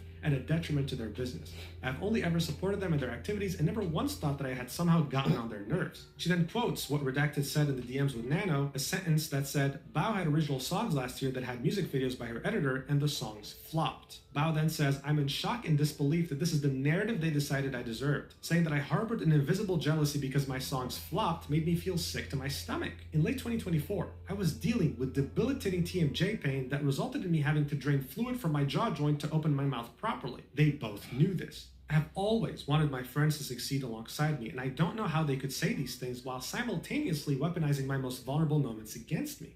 I mean, at this point, no comment, right? Like, no comment. This is disgusting. For years, they were trying to backstab her as hard as they could. She had no idea. She thought they were friends. So this was her clearing up the whole idea that she stole their editor. She did nothing of the sort. But then there was the topic of her animator. So here she quotes the sentence that Redacted had told Nanolis, which is, we're 99% sure she told him, Sacramore, her animator, not to do any more with us, referring to the Boss Rush music videos. And these screenshots were in Nano's initial document. Bao says, in these messages, Cinder and Redacted are referring to my animator, Sacramore, whom I have been working with since 2023. She proves this by showing DMs between them in 2023. Bao saying, hi, I'm going to bed, but give me your rates and turnaround time for a video like the Bao Experience one. Me and my editors loved it, and Sac said, yo, all good. And she continues, in 2024, Sac asked me if he could go completely exclusive for me and work for me in-house with no credit in order for him to be able to quietly work on his personal projects and brand without having VTubers ask him for more commission work. I was happy to accept. I want to reiterate that this was Sac's decision and no one else's. Then she says, here is proof of Sac mentioning his wishes to be my in-house animator directly to my channel manager June back in December 2024, refuting Redacted's claims that I locked him up due to Boss Rush's success. These DMs between Sac and June, her channel editor, have Sac asking, yo, is it fine if going forward I don't be credited in video descriptions? To which June says, okay. Sac then says, thank you. I'd rather just be more an in-house type of thing for Bao after this blank thing is done. It's the last commission I ever do for anyone besides Bao, and want to make a name for myself through my own content and not really my work for others next year. So again, Bao showed up with a proof and she's showing us how delusional Redacted and Cinder were. Bao then ends this by asking, why aren't you solving this privately? And then replies, if you look at the timeline of events from Nano's document, some of those messages date back years. I found out about this less than 48 hours ago, and they did not give me common courtesy of talking to me privately about this over those years. My thoughts, feelings, my most vulnerable, darkest moments that I shared in confidence with people I thought would be by my side years and years from now may have been used as information to ruin my chances to have the same VTuber model as someone I thought was my friend, and I don't know how it can ever be the same after this. I would like to ask the community to refrain from spreading any harmful speculation. Everything shared in this document was done so with the express permission of those who shared it with me. I made this document with the intent to refute the claims made about me in the screenshots. Thank you for taking the time to read this. Yeah, what a roller coaster, right? And I just feel very bad for everyone involved in this, of course, except Cinder and Redacted, because this is a horror story. Imagine opening up to someone, thinking about their friend, always thinking about what's best for them and not coming in their way. And then it turns out that not just recently, for years, ever since you knew them, they've only had negative things to say about you privately. That is wild, and that of course will traumatize a person. It's crazy. The VTuber Sane compiled all the different collabs and things that both Bao and Cinder worked on to really show how much of a terrible person she was talking like this behind her back. The song used in the video is a song from Cinder, I'm pretty sure, so I'm gonna mute that just in case she wants to copyright me. Here you go, look at this. They collabed so many different times and met up IRL so many times too. Like, look at this tweet from Bao. Love you, Cinder. The fact that this is your first shot at anything musically is incredible, and I can't wait to see where you go from here. That's my girl. Like, this is insane. The people who were mentioned in Bao's document made sure to confirm publicly that what she was saying was true. Her channel manager June quote tweeted the document Bao posted and said, hello, I'm Bao's channel manager, and yes, I was there in the call with Kaiser, Bao, and Sac, and Bao encouraged Kaiser to take the raise. It was definitely something she thought would be best for him. Bao supported any opportunity or anything that Kaiser would choose to go. Sac, who is her animator, also quote tweeted the document Bao posted and said, feel free to read if you want, go show love and support to both Nano and Bao though, and linked a Google document that recounted his experiences in this entire situation. So Sack starts this document off with, "This is going to be very unorganized, but I'll try and keep this brief since I don't really think that they, Red specifically, deserve any more of my attention after hearing what they have said about me and also how working with them was." So he specifies again that he wanted to go anonymous and in-house, not because Bao forced him to, but because he wanted to. Wanted to focus on his own channel while not worrying about having to be commissioned by other people. Then he addresses what Redacted told Nanolist about him, where he says, "Her editor met us at TwitchCon and was saying that he'd love to work with us, practically jumping through hoops to get something planned." Sack says, "When me and Cinder initially discussed working on a music video project at TwitchCon, everything was fine and friendly. However, the part that is stated as practically jumped through hoops is, well, a bit of an overstatement to say the least, since they had asked me a significant amount of times trying to get me to work with them after I told them no multiple times, and I only said yes because they offered double pay." So in this DM, you can see in September, Redacted reaching out to Sack asking, "You wouldn't happen to be available for a music video in a week or two, would you?" And Sack saying, "No, I'm completely full every day this month, and earliest I could do is November 9th. Sack really tried to make it work, but couldn't find any slots in his schedule. Redacted would continue asking questions. "How long does it take you to make a music video? What do you need?" And even with Sack saying multiple times, "I really can't, I'd love to, but I just can't," he says things like, "Okay, thanks though, Sack. You're missing out on a good one." Like, bro, he stated he wants to, but just can't. Redacted then keeps messaging Sack, talking to him about project specifics, asking him how long things would take him, and seeing when he's free. And then, on the 12th of November 2024, Redacted messages Sack saying, "Are you available? Sorry for getting back to you so late." Sack says, "All good. I'm still 100% down to do it. I will be able to start like the first or second week of December for like mid-December release. Is that okay?" And Redacted says, "We were hoping end of November release," to which Sack says, "Oh yeah, that would be impossible for me." Sack then specifies, "Like I said, I'm still super down to do it and really hope to be able to work with Cinder on the video, but my schedule is always super packed / fully planned weeks and months ahead without much wiggle room, so just let me know what y'all would like to do or feeling." And then Redacted says, "What if we pay you double?" Sack then says, "Blank and I'll cook," to which Redacted says, "You can send the invoice to blank whenever, we'll get it paid ASAP." Sack then continues in the document saying, "Also, I'm not sure what they're on about with Bao not knowing about me working with them, since I asked Bao with Cinder and Red standing right next to me at TwitchCon if it was fine, since I had agreed to do all the Halloween album but would probably miss one of the songs, and she had no problems with it at all." So even though this would sacrifice the music video for one of Bao's songs in her album, she still said, "Yes, please go ahead." I mean, Cinder is her friend, as far as she knew, right? Then Sack goes on to detail his work experience with Cinder and Redacted, saying, "Also, the stream was pushed back for the reason of the video wasn't done yet. Song was going up at 2 p.m. if I remember. However, this part really got under my skin due to the fact that it was just straight up not true, and if something goes wrong in the video production line, no matter who's at fault, the blame will always fall to the editor / animator pretty much every time. I'm still not sure why stream was pushed back. So it felt as if I was getting passive-aggressively blamed publicly on stream in front of thousands for the lateness really upset me, since the video was not late even under a very tight deadline where I did not even receive all the artwork until the 18th, the first full master until the 19th, and was then asked to also make a teaser version as well as an ad for the end of the video for their merch on the 21st, which I was not informed of at all prior to planning. I also had skipped going home for Thanksgiving after having a family member pass to get this video done and rushed the hell out of it. The entire video was done from scratch in a little under 2 weeks, since there were quite a few both visual and audio assets I did not have at the time that even remotely resembled what the final product will sound like. So I felt like this was an attack on my work ethic, which is something I take quite a lot of pride in. I did not receive the merch assets until the 27th as well either. Even with revisions and all the extra trailers, the video was completed and delivered on time with enough time for YouTube to process the 4K version. There's probably more that I should clarify, since I'm aware this is unbelievably poorly organized, but I'm very tired and don't feel like giving any more energy to these people. If there's anybody who has questions for me, just send me a DM. So this clears up more things that were happening behind the scenes between Sack and Cinder as well as Redacted, shows us that Bao was nothing more than an amazing friend, and also, even though Cinder and Redacted fought so hard to get Sack over, paying him double his rate, they were terrible clients who weren't prepared, didn't know what they wanted, and still managed to make Sack look bad in front of their audience, even though he missed Thanksgiving just to get the video done on time. It's overall a terrible situation. With all these documents releasing, pressure was mounting very hard on Cinder, with people demanding answers. So many looked up to her and loved her content purely because of how warm and gentle and kind of a person she portrayed herself on streams. But now people were realizing this was nothing more than an illusion. Hours later, Cinder finally tweeted something, saying, "Effective immediately. Redacted will no longer be managing or overseeing my VTuber activities. He no longer represents me as a creator, my brand, or my intentions. I'm sorry, everyone. I will make a larger response when I'm able." So I'm sure you wouldn't be surprised when I tell you that this response left a lot to be desired. But then another VTuber pointed out something very interesting. Van Peaches replied to that tweet and said, I remember playing Phasmophobia with you and hearing Red chat away next to you before you first debuted like 4 years ago. You told me he was your boyfriend. Then before we met for TwitchCon, you switched up and said, just so you know, my manager is coming with me on this trip, as if I didn't know who he was. It's even ickier to read this tweet knowing he is your significant other and that you're probably going to try and avoid taking responsibility for hurting people who trusted you as friends by nuking the red side of this duo. So as everyone could have guessed, Redacted is her significant other. He's her boyfriend and he lives with her. She was fully aware of what he was doing and approved of it, and yet right now she was throwing him under the bus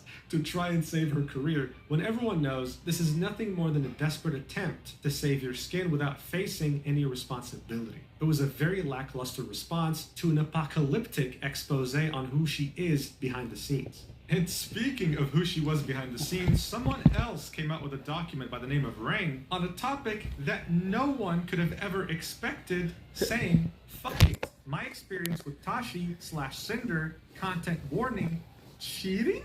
Dude, this just keeps getting worse. Let's look at this document. So this goes back way before Cinder was even a thing. This is about Tashi, her previous persona. Things were getting so spicy, my tongue isn't working anymore. The document starts off with, hello, thank you for taking the time to read this document. The events described in it happened about 4 to 5 years ago before the first Cinder debut. I understand there will be accusations of me clout chasing by revealing them. However, I wanted to corroborate Nanoliss's assertion that she is not who she appears to be on the surface, and confirm that no matter how much damage control she does, she is just as responsible as Redacted. The first section is titled The Beginning. Cinder and I met while she was still running her Tashi.mp3 YouTube channel, which is why all the following screenshots will show her as Tashi rather than Cinder, and that will come up later. At the time, she was only starting her account, and I already had my own ASMR RP channel with 8K subscribers, and as a bigger channel than her, she couldn't wait to work with someone as talented as me. This message dates back to May 2020, with Tashi saying, you'll get there. It's still hard for me to believe that someone so talented likes my voice enough to want to work together. Rain continues and says, we never ended up actually making any content together, but that didn't stop us from talking pretty much every day at the time, and eventually she found a new way to make me useful. The next section is titled, Oh Dear. Pretty much immediately she was flirting with me despite, as you can see here, having a boyfriend and both of us knowing she had a boyfriend, including regularly talking shit about him to me while telling me how great it would be if I were to replace him. What the hell? He continues, I understand that I'm no angel in this myself, but hey, at least I can be honest about it. Oh my god. Anyway, here are the DMs. It starts off with Rain saying, besides, you said it's hard when your boyfriend is far, far away. I'm not your boyfriend, am I? To which Tashi says, no, but how nice that would be. Your perfect boyfriend material, heart. Okay. Rain then continues, oh ho, so you want to go at it behind his back? How sneaky. And then she says, hi honey, I've been talking to this guy about how badly I want him to fuck me since he wanted to buy a flashlight instead of giving me any attention when I'm needy. What? Rain then says, fucking oof, dude. Really, why would you even need a flashlight when you have a girlfriend? And then Tashi/Cinder replies with, he sent me a screenshot a couple weeks ago telling me he was getting one and had the nerve to use it in front of me to show me how great it was. Wow, yeah, must be great. Rain then says, yo, what the fuck? That's like me inviting you to a chatterbait room so you can watch me fuck someone else in all the ways I said I want to fuck you. To which he replies with, isn't that great? Rain then says, I'm very slowly not feeling as bad for him about all this, because it did honestly leave a bit of a bad taste in my mouth that all this was happening while you were taken, but then, yeah, that's a bit, Did you tell him that was fucked up and hurtful to you? She then replies with, he asked me if I was okay with it, and after I explained how I felt, he told me it was too late to do anything about it because it shipped, and he kept it. Rain then says, I mean, far be it from me to give you advice, it's your relationship, and the only ones who can decide what is and isn't okay is you two, but that just sounds really sketchy to me. And why did he ask if you were okay with it after he bought it? Well, all I'm going to say on this is, 2 wrongs don't make a right. As much as I enjoy the second thing, it's really not right if you still want to be with him. I would either try to reconcile with him and get what you need out of the relationship and step back from me a bit, or maybe consider taking a break. And I know that last part sounds fucked coming from me, but I swear on my life, I'm not being scummy about it. That's really my opinion. She then replies, I've just been really stressed about everything, and talking to you makes me feel so much better. I don't want to lose what we have, but I'm such an awful person, I don't deserve it anyway. Rain then says, I don't believe you're an awful person. I believe that you're stressed, you're emotional, and you're looking for something to make it better, which happened to be me when he wasn't helping. Listen, take a break from what we have just for a little bit and see if you can get something out of him first. You can't really have both of us, plus it wouldn't be very fulfilling for me to just be the other guy in this scenario and not get the full relationship experience myself. You can do it, sweetie. I believe you can, truly. She then says, I'm so sorry. I don't know what I'd do without you. To which he says, I'm not saying to stop talking to me completely. I'll still be right here to support you, whichever decision you end up making. And then she says, I love you so much. I don't know how to thank you. Bro, this is so weird. So weird, man. Look, I'm convinced this is some weird, like, roleplay fantasy she has. She knew that Rain felt really weird about this, knowing that she had a boyfriend, so she was making up this story to make him feel less guilty about cheating. That's just my theory, right? But I just find her story so unbelievable that it just can't be true. Rain then continues in the document saying, despite what was evidently nothing serious for her and just a means of keeping herself occupied, she felt the need to keep stringing me along with proclamations of real love, which again, I was silly to have believed in the first place, but still. And it's a screenshot of her saying, regardless, I'm always going to love you. He then continues in the document, for obvious reasons, I won't share any of the explicit sex thing, not just because of the NSFW nature of it, but also I just don't think it helps. However, note that all this went on for several months and included more than just text, as both the date and the contents of the following screenshots prove. This was in September of 2020, so months since the last DMs we saw, and it features Rain saying, I mean, it looked like something was going down there either way, and then Tashi replies with, it's called Fing dear. Oh my god. The document then continues. One reason I felt it important to share these details in particular is because I never found out if Red got told about what happened, especially not in full lucidity. The primary reason I've held on to all this for so long was an itching feeling that Redacted never fully knew and that always felt like it would be unnecessary drama, so I left it alone. But now seems as good a time as any. Redacted, if you're reading this, I'm sorry for all that happened back then. I really am, but given the actions you two have taken together regarding other VTubers, I still think you're perfect for each other regardless. The last section of this document is the end. After Cinder got done using me for fleeting sexual gratification, our conversation slowed down, exacerbated by the Cinder character coming into fruition and finding immediate success. I had stopped making content for a decent length of time by then, and thus, she no longer felt she could ladder climb from me. Here we can see this was a conversation mid-2021, with Tashi saying, hey, what was your exam for? I haven't been on this Discord account super often, so I missed a bit, and Rain said she made a with me. I kid, but yeah, they were the entrance exams for the uni college. Tashi said, nice, congrats on passing them. I've just been on the VTuber side of things working with commissions and whatnot. And then Rain said, what? And Cinder doesn't want to be my friend? Only Tashi does? To which she replied with, it's just easier not having multiple ongoing conversations. Rain continues in the document saying, until eventually she stopped using that account altogether and committed fully to Cinder, and I never heard from her again, something I was uncannily aware would happen even back then. These are DMs from around the same time in 2021, with Rain saying, I'll message you at this time in 2022 and you won't even remember who I am, to which Tashi said, I'd never forget you. Rain then continues the document and says, and that's pretty much it. This isn't meant to be a witch hunt. We all make mistakes, including me as I've shown in this same document, but it felt like a good time to get off my chest things that I've been on it for half a decade now and to finally get some closure, even though I know how bad I look alongside her. She's an opportunist whenever she can find a way to be, and she does not care what happens to the people she springboards off from. I can only hope she takes this as an opportunity to change and grow as a person, and I'm just going to throw this one in the end because it's kind of funny for me to see in retrospect, okay, thanks for reading. And it's a message from Tashi in 2020 saying, don't forget about me when you become a big popular YouTuber. You know what? I didn't read this document until I started recording, and yeah, this caught me by surprise. Wow. You know, I wish Rain had shown this a long time ago so people would have known, okay, this person's kind of weird. And maybe Bao and Nano wouldn't have been backstabbed so goddamn hard. But it does leave a bad taste in my mouth in regards to Rain as well. Releasing this information now does seem opportunistic, because it seems like it's cool to hate on Cinder. In other words, he was backstabbing her the same exact way she was backstabbing others right now. But speaking of backstabbing, we were slowly but surely uncovering the other people that Cinder had backstabbed because documents kept coming out. Spite, another big independent VTuber, posted this on Twitter, quote tweeting Nanolist saying my experience with Cinder and attaching a Google document of her own. This is when we uncover one of the two last missing pieces of the puzzle. There are two more VTubers that were backstabbed by Cinder that were censored in Nano's original document. So which one is Spite? Well, let's read the document. It starts off by saying, I want to start by saying, please do not send any hate to anyone involved in this. I only wish to speak about my experiences and give more clarity on those experiences. First and foremost, my love and admiration goes out to Nanolist for having the courage to bring this to light. Artists are the backbone of our community, and taking advantage of her goodwill personality is saddening to see. I want to take the time to address what has been brought to light involving myself and what I've experienced over the years that coincide with these events. In this screenshot, the VTuber that is being talked about is very clearly me. Since the beginning of my VTuber journey, it has been written in my backstory and lore that I'm the daughter of Cerberus, and through an unforeseen summoning mishap, the Greek goddess Hecate. As many may know, Cerberus is a species of hellhound, and I've always incorporated the number 3 in my designs to follow the 3 heads of Cerberus in my early design, and when artists were still learning new model/rigging techniques, I had opted for 2 other wolf heads on my shoulders as pauldrons to symbolically represent my 2 other heads. However, the repeated comments of, if you're a Cerberus, where are your other 2 heads,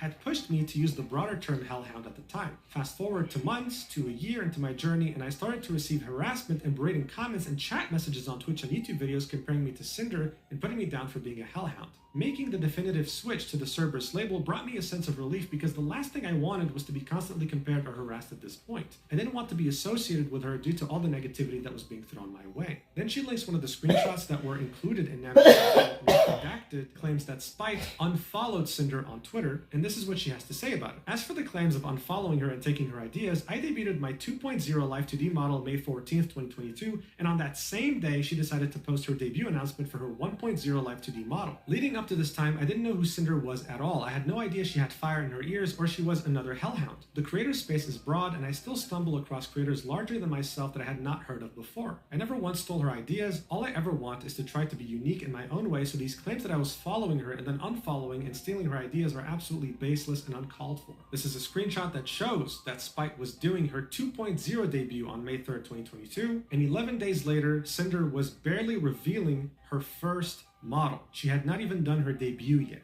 Spite continues in the document, saying her posting her debut announcement trailer the same day as my 2.0 debut seemed off, but I shrugged it off as a coincidence because things happen. However, thirsty hair? Meet Aussie. It's giving moisture with a capital M, made for every type and texture, so you can drench curls, make waves, and turn up the volume. Moisture made for everyone. Get Aussie. Awesome hair for everyone. We are going to steal your move!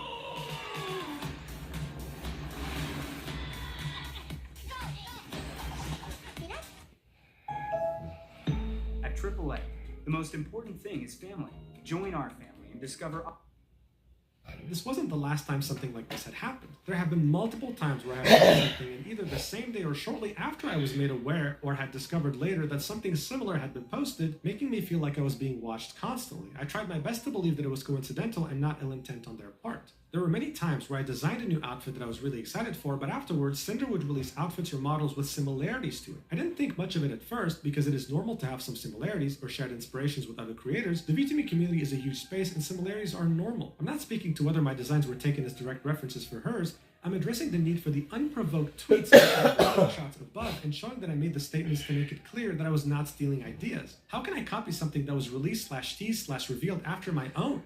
On July 20th, 2022, Maui Live, my model Mama, and I worked on a comfy goth girl outfit. I had rips in my shirt, a G-string, shorts, and spiked wrist cuffs. 2 weeks after, Cinder debuted a similar outfit. I included the earliest image that I could find of Cinder with this outfit. I received many negative comments about my design from people assuming that I copied her when I debuted it 2 weeks before hers. I got called off-brand Cinder and just a bunch of horrible things. So these are DMs with her artist saying, "Sounds great, I'm so happy with it," on July 20th, 2022, showing that she was working on this outfit way before the tweet that Cinder made on September 14th, 2022, asking, "What do you think of my new outfit that looks very similar?" Spike then continues in her document saying, "I discovered this merchandise that she used for Uwu Market and had to do a double take because of the gray blue skin tone used in the art. Several people thought it was me, and the similarities for this speak for themselves, I feel." So this is the design itself, and yeah, I mean, they do look pretty damn similar, not gonna lie. She continues, "On April 29th, 2024, I designed a Greek goddess outfit on stream. I am a Cerberus VTuber, so it fits my lore completely. I mentioned that I may or may not get a future Greek goddess outfit because it fits my branding. About 4 months ago, Cinder debuted a Heaven Okami-inspired outfit. It was white and gold, resembling a Greek goddess. In the background for debut, she also included Greek columns. At this point, I felt like nothing I could come up with would be even slightly original to me. I'm aware that nothing is completely original, but I still wanted my own identity. So here's the outfit that she drew on her stream, and then here is the debut stream with the new outfit that Cinder came up with."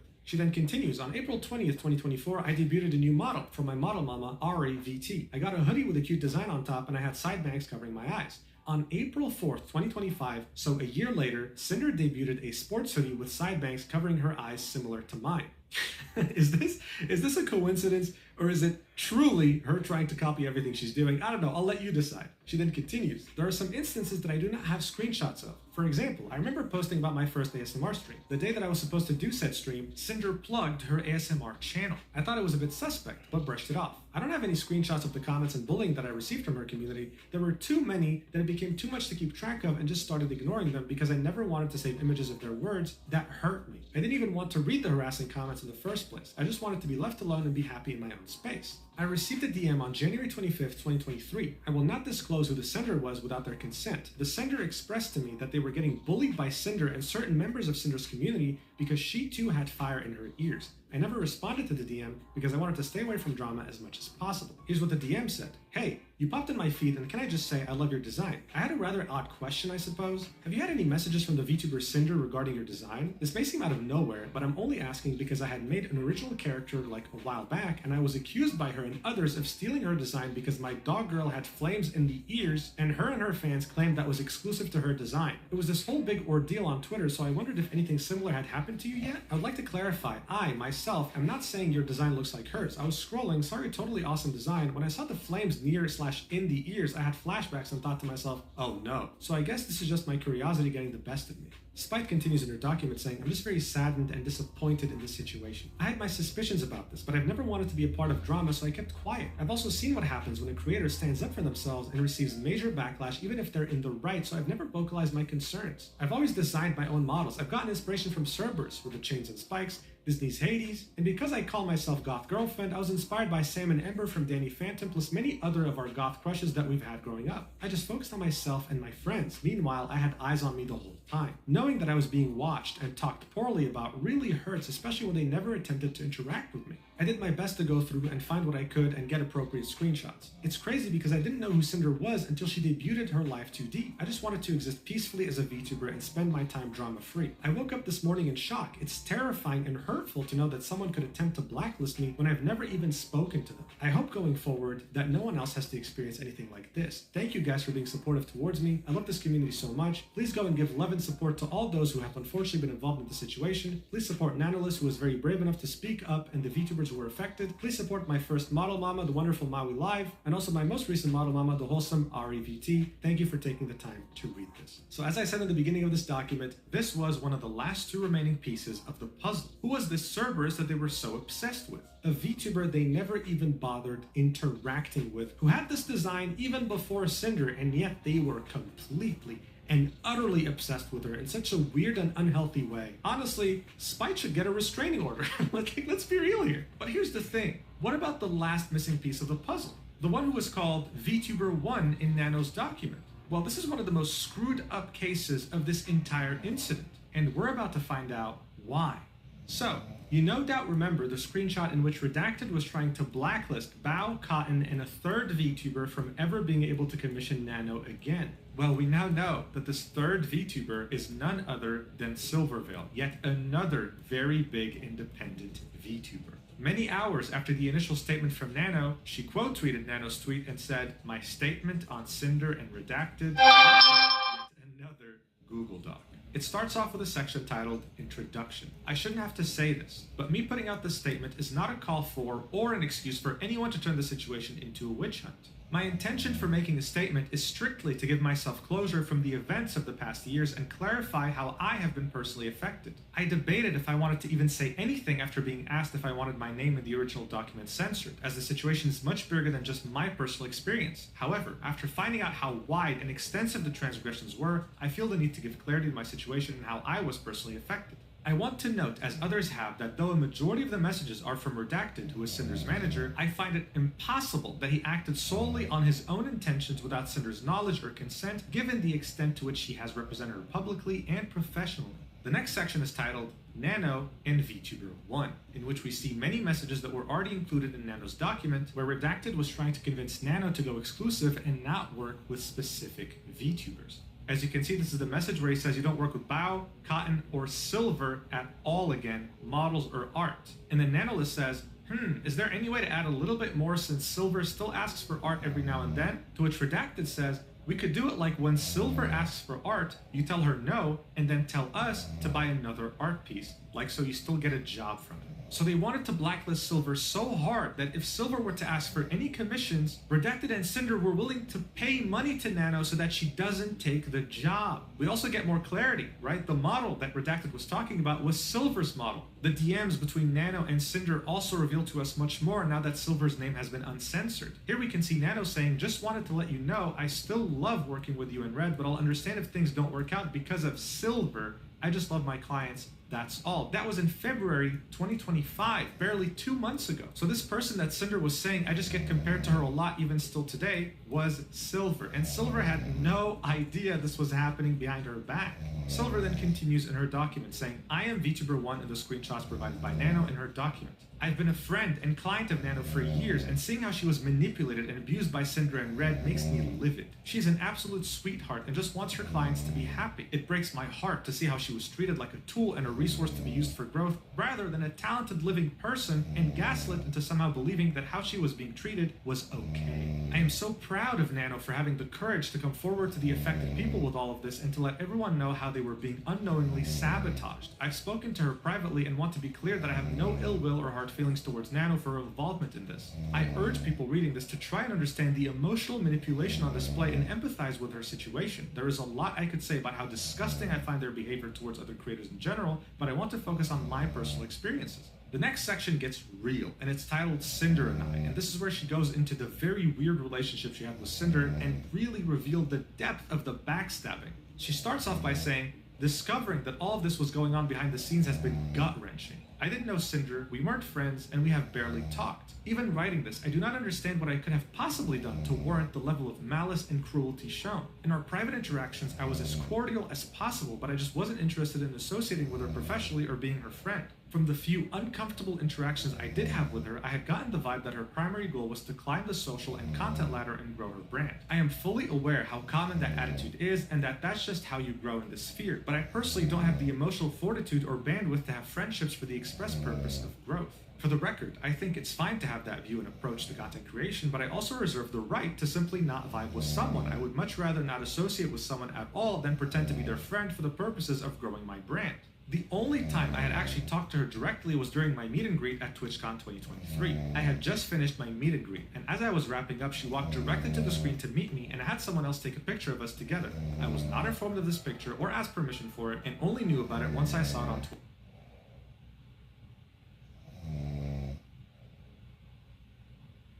Gemini, I'm struggling here. Got any tips? When you swing, aim for about an inch behind the ball. Here goes nothing. Oh! Oh! Did you see that? Sounds like it worked. Let me know if I can help with anything else.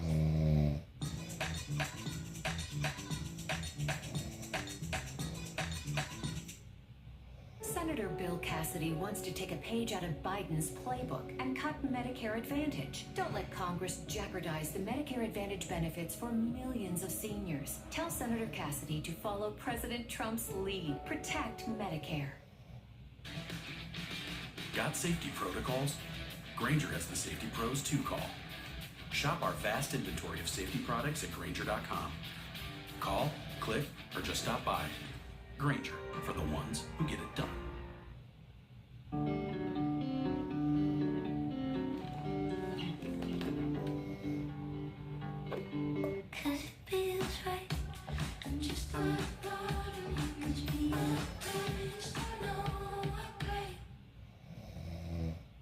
Twitter later on. And as you can see, this is a tweet from Cinder back in October 20th, 2023, with her saying, "Stop by to say hi after my meet, Wolf Girls." Really making it seem like her and Silver were friends and knew each other, when that wasn't the case at all. Silver then continues, saying, "After the meet and greet, she contacted my manager at Mythic to ask me to collab with her. I told them I would rather not collab, but accepted her friend request on Discord after turning her down. In private DMs, she reached out and asked me to do merch or another various form of collab to be monetized, to which I again declined. I will always prioritize my mental health and peace over any potential profit that would make me feel used transactionally and put me out of my comfort zone." So these are the DMs with her Mythic manager saying, "Also, Cinder really loved meeting you and wanted to collab, so I told her I'd let you know, and I could throw you guys in a group chat if you were interested." To which Silverveil said, "Hello, I appreciate the sentiment, but I prefer to not do collabs." Her manager said, "No worries, hope you're having a good weekend." To which she said, "Aw, thanks, I'm trying to, just busy and lots of IRL stuff coming up, lol. Sorry for not being interested in collabs, I just like to do my own thing, but I'm always open to messages, lol. I hope you had fun at the con and everything went okay." So these are the brief DMs she had with Cinder. Silver starts off the conversation after accepting her friend request saying, "Hi." Cinder then replies with, "Hi Silver, sorry for getting back to you late. I've been super sick from TwitchCon. I guess a lot of us got sick after the last couple parties.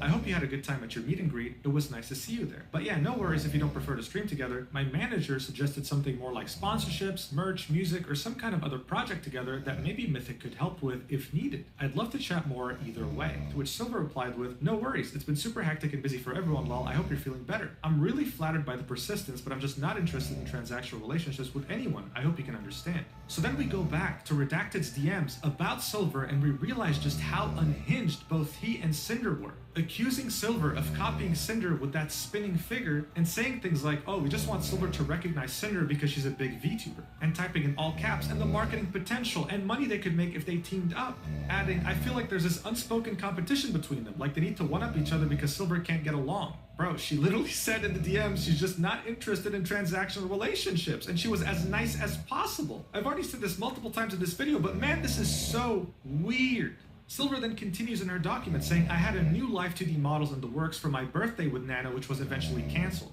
I was devastated as Nano was the one who originally asked if she could do this model because she was excited to make it with all the new things she had learned, and my birthday was special. At the time, the reason given was health and stress reasons, which made sense given how much was on Nano's plate, and despite my disappointment, expressed my support for her prioritizing her health.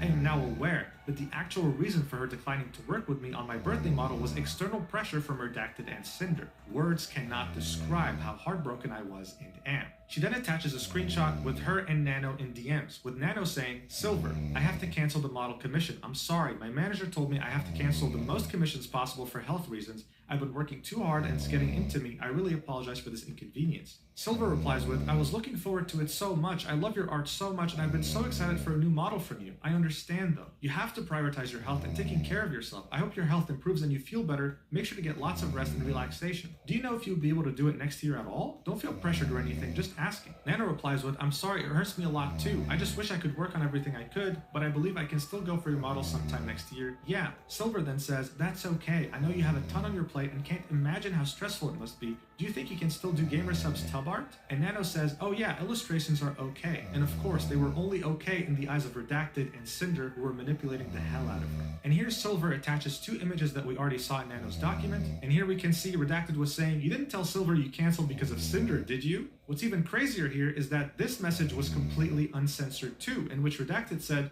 "Well, let's see if Geary wants a Nano model or not and hope Silver finds someone else." So this is yet another content creator that was added to this mess that we weren't even aware of. Silver continues, "I didn't think much of it at the time, but Cinder messaged me on Discord right before my model was cancelled. She celebrated that we shared art, despite the fact that at the same time, she and Redacted were actively working to take the potential for more away." Here you can see a private message from Cinder to Silver saying, "Hey Silver, I just got your Gamersub stuff in the mail and it looks amazing. It's so cute that we both have Nano's art on our merch since she's both our model mama." This is unhinged psychopathic behavior, bro. Does this person even feel shame? At this point, I don't think so. Silver then ends this document with a section moving forward. "Cinder and Redacted have spent years sabotaging me for no understandable reason. I have never done anything to warrant this other than just existing as Silverveil. They actively sought to get my models and art cancelled, and based on the messages I have seen and shared above, seem to have not had any second thoughts about doing so. It's hard to express how crushing a feeling it is to be talked about so cruelly and maliciously without my knowing, and to know opportunities and friendships were taken away for what I can only assume is spite and insecurity. There is no end to the amount of anxiety I feel knowing that if these rumors were expressed to Nano, I have to assume they were expressed to others as well. I hope this document and the evidence presented will convince you that I'm not the person that Cinder and Redacted tried to convince people that I am. Thank you for taking the time to read this, and I hope that any and all of the people who have been affected by this can get the closure and peace that they deserve." Yeah, for the first time in this video, I'm speechless. I'm just glad that Cinder focused on VTubing and not politics, otherwise she would have become the next dictator or something. Make no mistake, this happened because Silverveil had boundaries. This happened because Cinder would not take no for an answer. This happened because she's an unhinged psychopath. With all these different documents and everyone understanding the real nature of who Cinder was, her career was effectively burning to cinders. Sorry about that. People were very patiently waiting for a more complete statement. So after losing over 10,000 followers and waiting more than 24 hours, she finally just published it 6 minutes ago. My apology. Let's see if this can actually save her career. Cinder starts off by saying, there's nothing I can say to make this better, but I will try my best to properly convey my feelings, frustrations, and mistakes. I'd like to explain my point of view and apologize to each party affected. Redacted has been my co-content creator since I began making content, managing all aspects of what I do, and being a major part of why I'm here. We have also been in a relationship since the start of my endeavors. It's no secret that many VTubers choose to keep their public and personal lives separate, and I'm no different. As of yesterday, he is no longer working with me, and I have not extensively discussed any of this with him. Where our personal situation goes from here will be figured out between us privately. I never intended to mention us publicly, but given that the claims are out there, I want everyone to know I'm taking this seriously. After years of working on everything together, his hyper-business-oriented outlook warped my view of what it is I should be doing, and what should be important to me as I navigate this career path. I have a terrible work-life balance as it is, and being around projects and streams all day every day made me lose sight of the point. It took all of this happening for me to realize this behavior isn't normal or healthy, and it's not an outlook I want to have. This doesn't absolve me of the things I've willingly done wrong and went along with, or the way I've treated people who were fully undeserving. Guys, right off the bat, it's not looking good, okay? This is not going to change much if the rest of the apology is looking like this. But anyway, she continues, in regards to Nanolist, for the majority of the time working with her, Red was the one almost solely doing the communication about new plans and negotiations through his private DMs. Nano had a project server we were all a part of where the actual art and models were worked on, but the conversations were focused around the work itself. I was not fully aware of the extent of Red's manipulation over Nano's commission decisions, and I should have been more diligent in my oversight. Every time I had been told that Nano had agreed to work on a new commission with me, it had been willingly and with excitement. From my point of view, it was that she genuinely wanted to be working on these things. I wanted to work with Nano as much as I possibly could, making her art the face of my brand. We had come to the conclusion that it would be in my best interest to talk with Nano about making more time for my projects by negotiating with her to cut out other work. This was wrong for us to push onto her, and it was wrong to the other creators who wanted the chance of working with her. There was only one specific creator we were responsible for naming and pressuring Nano into reconsidering projects with, not an entire list. Of her own volition, Nano canceled a large portion of her model commissions last September. However, the claim that I was just using her is wrong. Wait, no, this is completely undermining what actually happened. Redacted pressured Nano to not work with Bao, Cotton, Silver, and there was even mention of Geary in there. And let's not forget that more recently, Shy Lily was included in there too. So for Cinder to say Nano canceled these of her own volition is wild, seeing that they manipulated her into doing so. Anyway, she continues, I've always treated Nano with respect, and as my friend, I did give her a lot of work, and we did everything we could to accommodate her schedule if she needed more time or a break, and even helped her with her own project payments multiple times. I've invited her on my stream, I've sent her my merch and things she's made for me, and I was always open to talking to her about things outside of our projects in the instances we would message each other. Regarding the exclusivity deal made between them, I had no part in the direct negotiations of their eventual agreement, and I had no knowledge of Bao and Cotton being included in this list. If I had known my friends were included, I would have said something to put a stop to it. I was only aware of it being about one person who I was unfairly pursuing. When Nano had messaged me about this agreement almost a month later, I was under the impression this was only about Silverveil.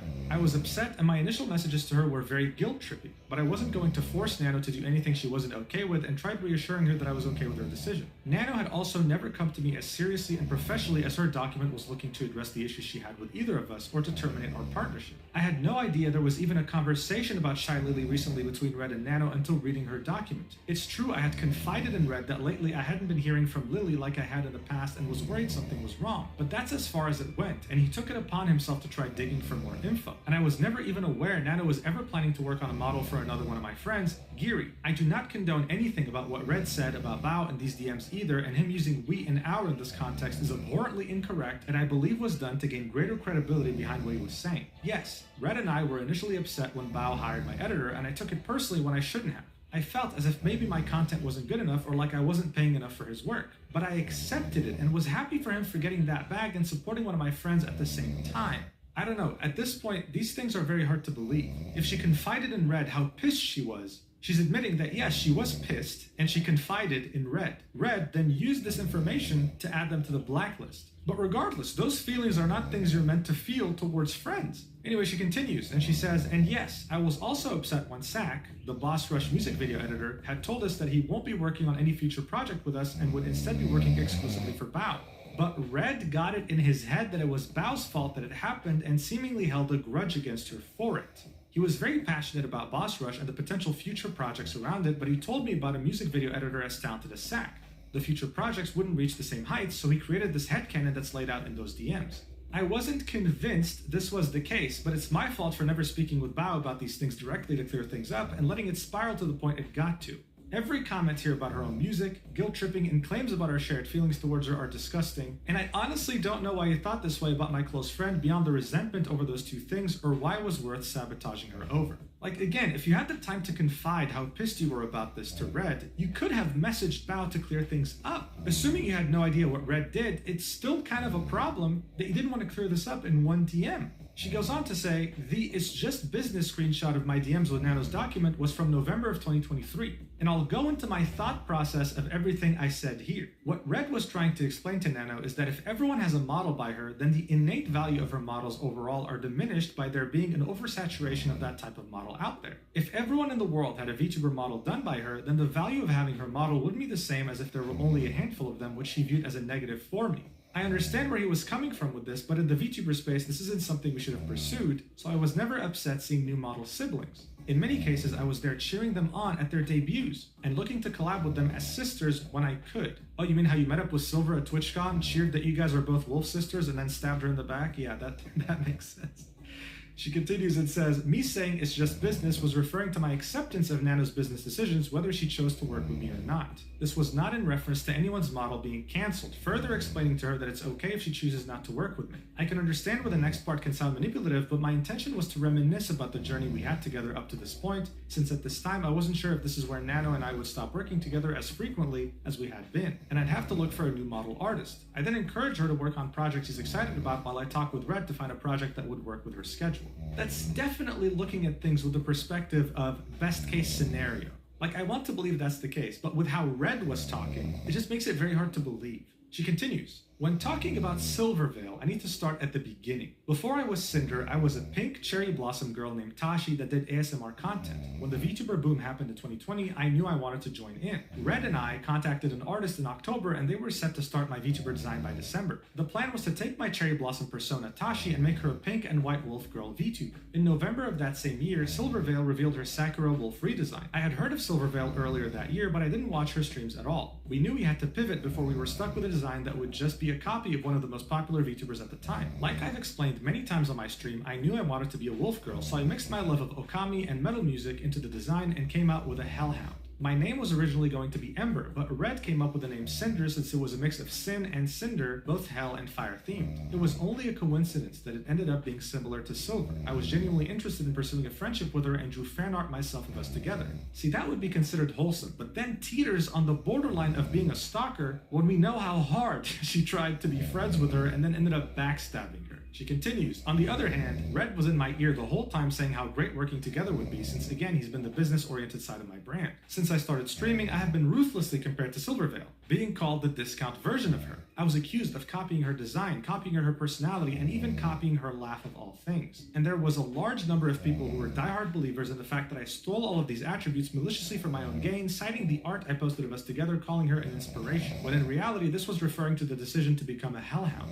The only time Silvervale was mentioned in the original designing of my character was when we explained why we were pivoting to something else, and there were no references of her character involved. I grew more and more resentful of Silver over time between the constant belittling of myself, a controversy around my first waifu cup, and other incidents, even though she herself never interacted with me directly. And it was also that fact that made me insecure, like I wanted to know if she believed all these things or not. It really felt as if she didn't like that I even existed in the same space. So at the point I was working with Nano consistently, we brought up not making any more models for her. If a VTuber model is how everyone recognizes you, then it'd be harder to compare us directly if we no longer look alike or have that shared similarity. It was a wrong and selfish decision, but it made me feel better, and that's why it was a constant topic with Nano. Red pushed for this harder than I ever did because he knew how it affected me for years, but no matter what the outcome was, I wasn't going to walk away from working with Nano. Silver was completely undeserving of this treatment, and it was my own insecurities that led me to making this choice. I became unapologetically evil towards her due to no direct action of her own. There's no excuse for any of this. It's interesting, right? Because that's exactly how she made Spite feel. And even though that was the case, she never went out publicly to say, hey guys, stop harassing her.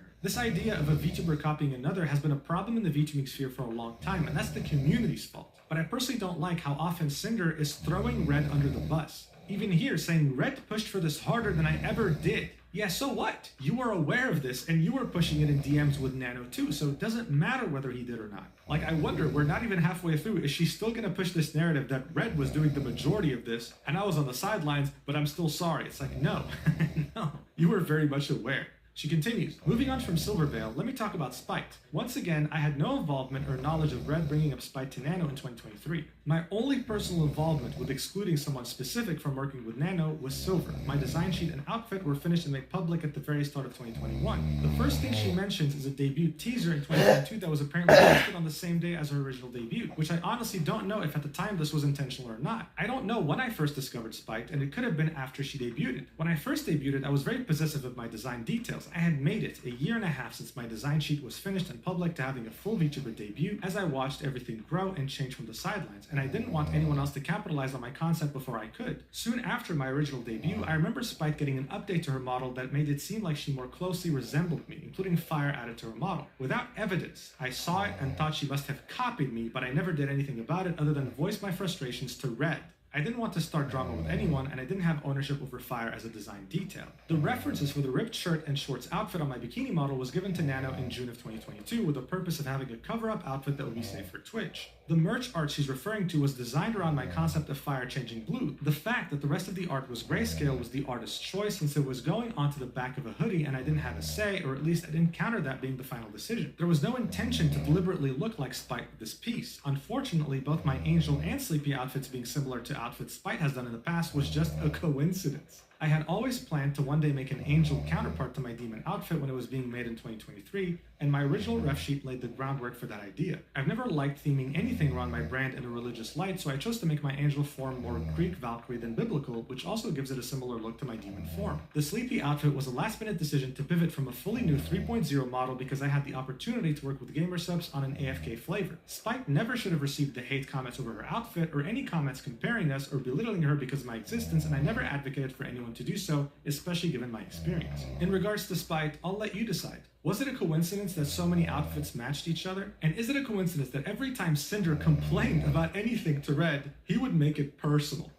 Anyway, she continues. Spite also brought up another creator who reached out to her about their experience with me, and I can only assume it's Niantails. They are an ASMR artist who at one point posted a Hellhound original character for one of their upcoming ASMR videos, and it was undoubtedly created using me as a reference. This was right after my debut, and like I said, I was very protective of my design elements being unique to me and I overreacted. Shortly after, I apologized and they agreed to adjust the character design, and I thought the matter was settled. At the very start of my online career, I was a girlfriend experienced ASMR artist. Before I started my channel, I had gotten into listening to roleplay audios myself. I had always been a shut-in throughout high school and college, and I wasn't happy with where my life and relationship were at the time. After uploading my first few audios, my channel started growing fast. This was the first time I was inundated with so many people wanting to know me and talk to me, and I got lost in the excitement of it all, not fully coming to terms with these messages being because of the kind of content I was making. I was immature and inexperienced with how to conduct myself online. I have never had many IRL friends and had met Rain doing ASMR. I quickly became comfortable chatting with him about everything, divulging my grievances about my personal life when I shouldn't have. I cheated on my boyfriend with Rain in these conversations, flirting and sexting. I used Rain for emotional comfort and sexual fantasy while I let my real-life relationship collapse. It was about my dissatisfaction with my personal life and escaping into messages with someone else who I found through content focused around girlfriend and boyfriend RP. It was never about climbing the ladder with Rain, and I find that being his takeaway from why I moved on baffling. By the time I was ready to debut as Cinder, I wanted to leave that in the past. Still, to this day I regret my decisions and have been living with it since, and I was lucky to be able to mend my relationship after this. So she confirmed, she cheated, and Red was fully aware, at least as far as we know. Yeah, maybe Rain did have the wrong conclusion here. Maybe she actually moved on because she wanted to leave this part of her life behind, sure. But did she cheat? Yeah. She then continues and says, and lastly, I want to address Peaches. This is a very big problem I have, and I'm sure many others in my position do too. At the end of the day, I am... It can go everywhere. Everywhere.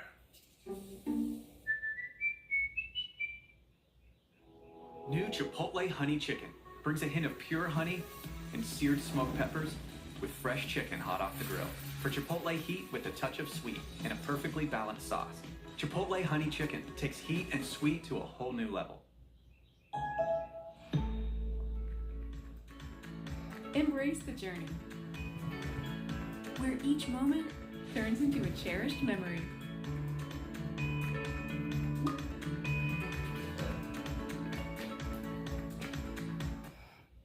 Some of us dream in color, others in black and white, and some dream. One person. I am one person working on multiple projects with multiple companies, talking to dozens of people, and streaming for hours almost every day. I've never had a big social battery, and I get tired very easily when interacting with people. I haven't had much energy at all over the past year, leading to me taking frequent naps. I've rarely been able to keep up with my closest handful of friends on a frequent basis, let alone everyone else. Brett has always been a big help in keeping up with things, but he doesn't do everything. I'm so sorry I made you feel forgotten, Peaches. I've always cherished your friendship, and I was so incredibly excited to meet you in Paris. I'm so grateful for everything you've done for me, and I've never thought to purposefully drop you just because I could. I'm sorry, I know I've made a lot of people feel forgotten or ignored. It's so easy to get caught up in projects or what I'm doing while I have the energy to do it that people fall by the wayside. I understand the feelings of those who resent me over this, and all I can say is I'm sorry. I don't deserve to be able to contact everyone involved directly to personally apologize, so I'll do it here in the chance they read it. So before we get into the individual apologies, I just want to clarify, Peaches means Van Peaches. This is the same VTuber who called her out for having a boyfriend and trying to hide it from her, as if they didn't know each other. Now let's get into the individual apologies, starting with 2Nano.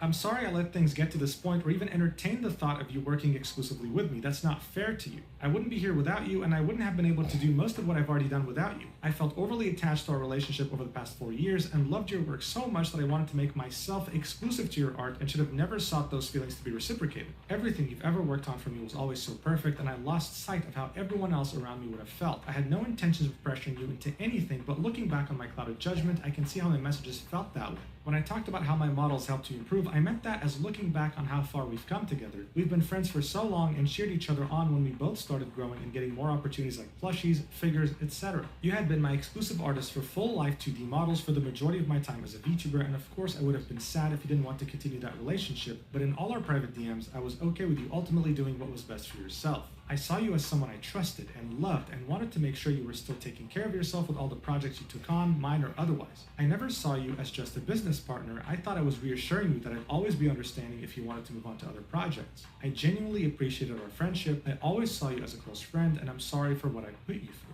To Bao, since the start, I've always admired you and how genuine you've always been to everyone. I wouldn't be here without you either. I'm disgusted with myself for getting into the narrative that my friends were competition. I've never had such genuine friendships in my life, especially with you. We've gotten to know each other so well online and in person. You've already been through so much, and the last thing I'd want to do is cause more harm. That's a bit too late. But I did. I'm sorry for not reaching out sooner about these ideas that were put into my head. I wish we would have been able to talk about this too. I didn't know about the severity of things that have been said and theorized about my own friends behind my back until now. It's my fault for not realizing the things Red was saying about you. The countless friendships I've made here within the last several years mean so much more to me than him and the business side of things. Wait, did you just say, the countless friendships I've made here within the last several years mean so much more to me than him and the business side of things? Like the friendships mean more to you than your boyfriend? Or did you just write this like in a non-clear way? Anyway, no amount of popularity or money means more to me than the relationships I've built in this community. I've always been myself, whether that be on stream or in person, and I hope the friends I made can understand I never condone this behavior or any of the things that were said about my friends. I've always wanted everyone around me to thrive and find happiness. I can't stress enough how disappointed I am that I didn't see this sooner until it got to a breaking point. I'm sorry, Bao. After all these documents and these different people and their perspectives and their points of views, is there a single word that you believe in this paragraph? Let me know in the comments. Next up we have Tasak. I loved getting to chat with you in person and absolutely loved all the hard work you put into the Boss Rush song. I was so grateful to hear you were on board to edit the music video. I don't remember exactly why the stream got pushed back, but I definitely wouldn't have put the blame on you knowing about how soon the deadline was when you started working on it. I was so thankful for your willingness to complete the project despite everything, and the quality of how it turned out was incredible. I can't believe how Red talked about you, especially after all the effort you put in for me. I'm so sorry for everything that's happened. Next up we have Takaten and Shy Lily. They don't get individual apologies, they got grouped up together. Anyway, she says, I'm so sorry you had to get dragged into this. It's my fault I let it get this far, but I hope you can believe me when I say I had no knowledge of Red bringing you up in Nano's DMs. I just learned about all this myself, and there could have been so many other friends affected by the narrative that things always had to be competitive. If I knew Red was trying to exclude specific friends in this exclusivity deal, I would have spoken up. None of my friendships are worth sacrificing over an art piece. I love being your friend and all the memories we've shared, and I hope someday you can forgive me for allowing this to happen. Next up we have to Silver. Since the start, I loved that I saw someone else sharing so many similar interests to me, and I thought maybe someday we could talk about it all and be good friends. I was blinded by all these hate comments around me calling me your lesser half. I hate the person I've become towards you. I tried reaching out some time ago to try to start up a friendly conversation to change things and make things right, say hi to you at conventions and support your endeavors, but despite all that, I was still being eaten alive by my own doubts and fear or harassment. I was pressured by the community as a whole to try reaching out to collaborate since I got these messages so often comparing us, and I hoped we could work something out. The photo of me at the meet and greet was taken candidly and I thought it looked cute, and I posted it without asking you, which was wrong of me. I was so wrong for letting everyone get in my head about all these malicious feelings. I'm so sorry for any opportunities I've taken away from you. I'm sorry, Silver. Then we have the shortest apology in the entire document, to Spite. I'm sorry I had assumed things about your design that weren't true, and I'm sorry you've been harassed by commenters needing to compare us. And I apologize for the way Red spoke about you to Nano. You didn't deserve any of this, Spite. I'm sorry. Next up we have Van Peaches, 2 Peaches. I'm sorry if I made it seem like I was ignoring or ghosting you. I was so happy we had the opportunity to meet in person, and I was apologetic with how busy things were for me at the time. I wanted to spend more time with you, but as I got more DMs and messages, everything became so overwhelming. I've always had a low social battery, and that made it so hard for me to keep up to date with all my friends. I've never had any ill feelings towards you, and I still don't. Next up we have Rain, 2 Rain.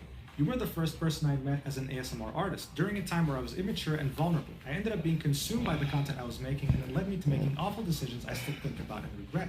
I was not in a good spot at the time. I've hated myself for this kind of behavior, and it took a long time for me to move on from what happened. I have no excuses. I'm sorry for my drama, and I'm sorry how I made you feel after I just wanted to close the book on things. And finally, she says, I'm sorry to my Pyro Pups and my mods for expecting me to lead a better example than this. I'm sorry to the VTuber community for looking towards me as someone to aspire to. I'm sorry to Kaiser, who's put his heart and soul into everything he's ever done for me and not even talking to you about how I felt. I'm sorry to the dozens of artists that have put their hard work into me, and I'm sorry to the rest of my friends who I've let down. I've led a bad example, and I don't expect forgiveness. I've made many mistakes over my 5 years on the internet, and I'm only one person living the one life I get for the first and only time, like everyone else. As I said at the start, I ended up developing an extremely unhealthy work-life balance, and the harm Red has caused with the way he viewed things is irreparable. The way I've been perceiving things lately is not how I want to view the world moving forward, and this goes to show there's a lot I need to address and improve if I'm going to continue being a creator. I'm devastated that the friendship so special to me may, understandably, never be mended again. I love my job, and I love all the friends I've had. Thank you for reading. Signed, Cinder. Woo, what a read. My voice is almost gone. What did I get out of this? Well, it was kind of what I was expecting. There's nothing she can really say that can repair what happened. Sure, Redacted was her manager, he was doing the talking for her, and even if we were to believe her and give her the benefit of the doubt 100%, we still have proof, and she admitted that she was purposefully targeting Silver. All of this was also happening over the last couple of years, maybe even a bit longer. This isn't just about her not being aware and Red being the guy who did all of this by himself. This is about how she's the boss, Red is her manager, and in any other industry, this would be considered gross negligence. Just imagine with me for a second, if Nano didn't make her document, then how long would this have carried on? I get goosebumps just thinking about it. Like, this is ridiculous. And it's actually very easy to shut down all her excuses. She was there when Bao showed her the model that Nano was working on. Throughout this entire document, she kept saying how Nano was more than just an artist. She was her friend. She loved her. When Bao vented to her and her friends in the group chat that the model was canceled, a true friend would have messaged Nano, asked what was going on. A true friend would have reassured Bao, seen how they could help. But she didn't do any of this as if she was already planning it to begin with. And guess what? She was. Throwing your boyfriend under the bus for everything is just not gonna cut it. Other VTubers, especially the ones mentioned in the document, thought the same thing, so they made sure to publicly reply. When she saw her response, Bao replied almost immediately saying, How can you say you didn't know? I showed you both my base model sketch from Nano at WeebCon. We walked on stage and performed together. You were in the group chat where I shared my sadness over Nano suddenly canceling my model after we were so close to begin Live 2D and rigging. And to now find out that just the day before I shared my sadness, this is the conversation that happened that ruined months of debut prep, planning, merch preparation. If you want to apologize to me, please do it properly and stop hiding behind Red. About attaching the 2 screenshots we already saw in Nano's document and a new screenshot showing the group chat where she vented about Nano dropping her. It's just not adding up. This apology is only making things worse and even weirder for Cinder. Shy Lily replied to this apology, and here's what she had to say. The absolute audacity to sit here and continue to manipulate and gaslight is absolute insanity. The pain and mental torment you've caused to the ones closest and most supportive of you has been devastating, and I have never been so heartbroken and hurt so badly for my friends. You are the fakest person I've ever had the displeasure of supporting. Reading and hearing of how you've really viewed me behind my back, not just through screenshots of your man, but also your very own messages, while having to sit here and read through these bullshit lies you spin makes me want to vomit. To claim that you didn't know a single thing and had zero awareness of what your man was up to, when everyone who shared even a single moment with you knows that you basically operate as the same person, sharing every waking moment while loving to jump at the slightest opportunity to turn into your most slanderous self as soon as the opportunity was given, even when talking about your friends, is sickening. I have experienced your own actions without red, in a situation where in your own screenshotted words, you express a pressure to live up to what Lily is, and proceeded to throw loyal and I'm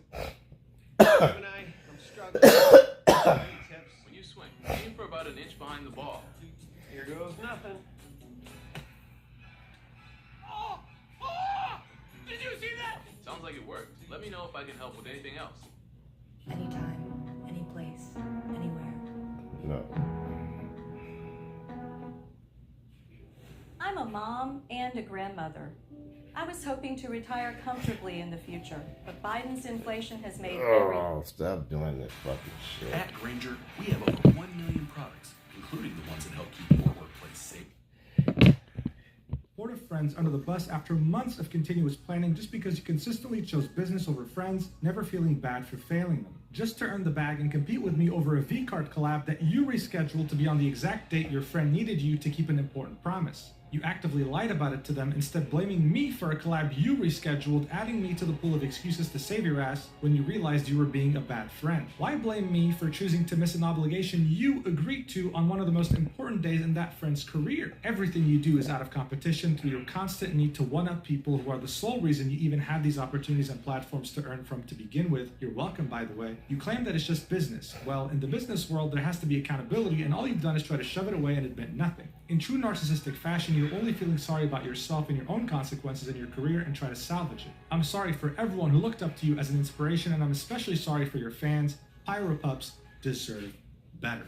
Wow. You know, Shy Lily typically avoids drama. Even when there's her name involved, she avoids it. She never gives it any attention. But this time, not only did she have something to say, she gave out a career-ending statement, bro. And speaking of career-ending, Cinder's post has almost as many comments as likes, with many people expressing their discontent. The most liked reply here is BuffPup saying, "Dude, f*** off." And as you can see, some of the biggest independent VTubers on the planet are here saying how disappointed they are, while simultaneously not being in the slightest convinced by anything in this quote-unquote apology of hers. It's a disaster. But you would be gravely mistaken if you thought this was the end. No, this incident is the gift that keeps on giving. Aru, the literal ass behind the Invisible Woman in Marvel Rivals, yeah, I'm not even kidding, they actually used her as reference, but more importantly, she's a streamer and content creator who used to be a VTuber and is on friendly terms with Silvervale. She revealed to us after Cinder's catastrophic apology that her weird obsessive/stalker behavior towards Silvervale didn't start in 2023.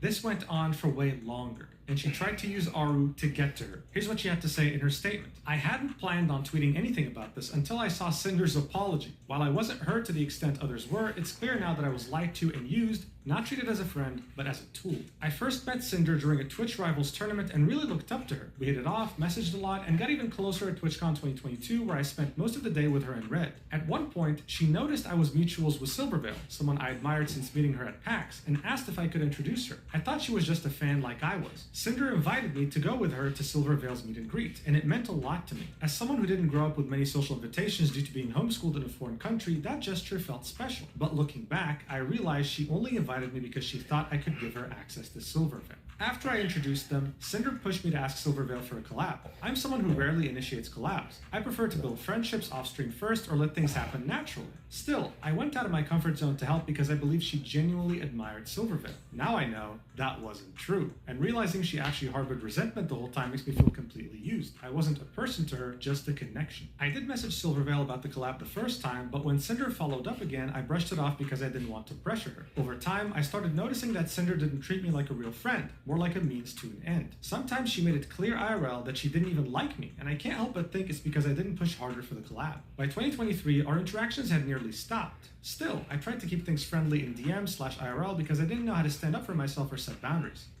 Don't worry, even if you set boundaries, she would have still found a way to backstab you, right? Look at Silvervale. Anyway, she continues, that's changed now for obvious reasons. It's hard to say, but Cinder's apology doesn't feel genuine, especially not towards Silvervale. The truth is, Cinder isn't the only one who makes others in this space feel used or small. People like her, Yaki, and others made me feel that the best choice for myself was to step away from VTubing entirely and made me afraid to build new connections. But as I said yesterday, there are good people in this space, and they're the ones worth holding on to. Don't let the bad ones stop you from being your genuine self. To my community, I think I'd like to try coming back to VTubing. When we talked about it last night, hearing how much all of you love the VTubing streams honestly hit me hard. It made me sad to realize I gave up on something I loved just because of the shitty, awful people who poisoned the space for me. To the friends I pulled away from because I was trying to protect my peace, I'm sorry. I'd love the chance to reconnect and rebuild those friendships. I started VTubing because I believed in the joy and creativity of this community. It's heartbreaking to see that spirit dimmed by people who take advantage of others' kindness, hold them accountable, call it out.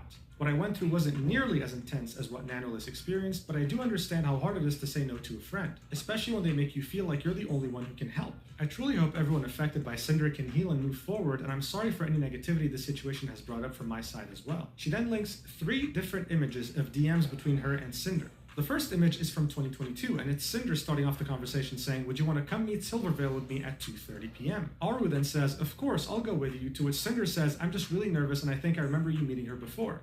Dude, she is so sneaky. Aru then says, yes, I've met her, oh my god, she's so nice, don't worry. To which Cinder said, you're the best, oh my god. Aru said, that's you, what time do you want to meet up? Cinder said, whenever you're free, and Aru said, okay, I'll be free in 10. In the next image, a few days have passed, and it's Cinder saying, were you still thinking about messaging Silvervale about a Wolf Girl chat? I'm not sure if she'd really want to, but I'd love to do more with you anyway. We should plan our spooky collab when we've recovered from this weekend. Aru then says, yes, let me message her and ask if that's okay. Yes, I agree, let's plan something. Cinder then says, we can wait a bit if you're still recovering, but if you had a day/time in mind, just let me know. My schedule's pretty open right now. I know I'm pooped from this weekend, but I want to do lots with my friends still, to which Aru said, sounds like she would be down to play games together once her schedule clears up. In the third image, we see DMs between Aru and Silvervale, with Silver saying, hi, it was amazing seeing you too. Aru then says, I was wondering if you'd ever be down to play some games off stream if had time. Totally understandable if you're too busy though. Cinder and I were just talking about how fun it would be to have a canine night. Cinder was the hellhound that was with me at the meet and greet. Silvervale then said, that would be a ton of fun. I've been really busy lately with the con prep and stuff, but things have been calming down lately. There's also a fourth image, so it wasn't just 3, and these are DMs with Cinder and Aru around a couple weeks after the initial meetup, and it's Cinder saying, hey Aru, have you heard from Silvervale about doing a Wolfie collab with us? To which Aru said, let me message her right now. So hey, yet another person that Cinder manipulated and used. What a surprise.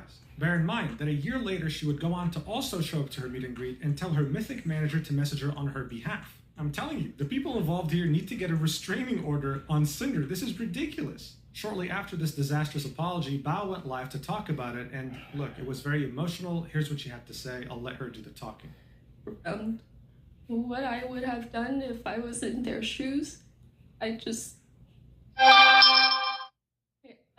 can't understand. I couldn't understand it. I couldn't understand it. We had been through so much offline and online, and there's nothing more confusing and more painful than seeing someone in your friend group be so kind and so warm to everyone around you, and feeling that they have slowly become colder and colder towards you, and not knowing what you did or if it's your imagination, because everyone loves them. You don't know if you want to say anything, and so you keep it to yourself, and you keep hoping it's your imagination. But then the cruel realization hits that it wasn't. And it's even more worse than you could have ever imagined.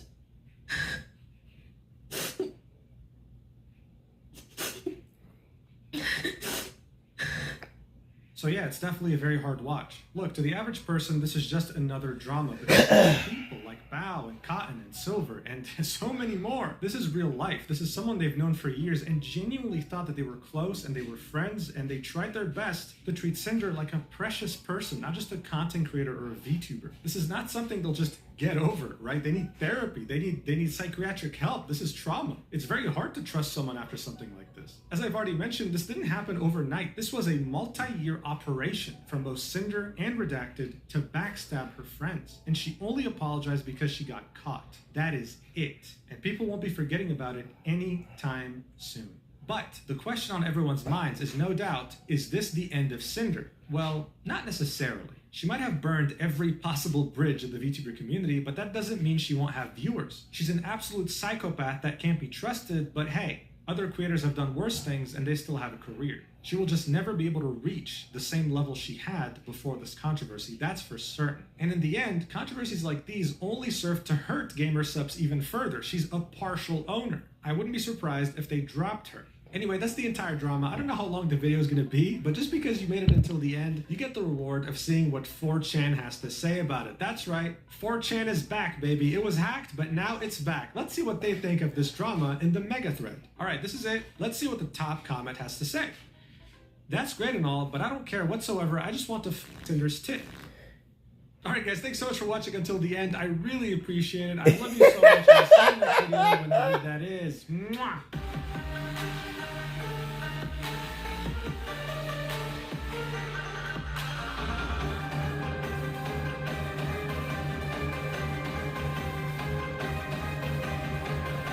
Why is this like video game music?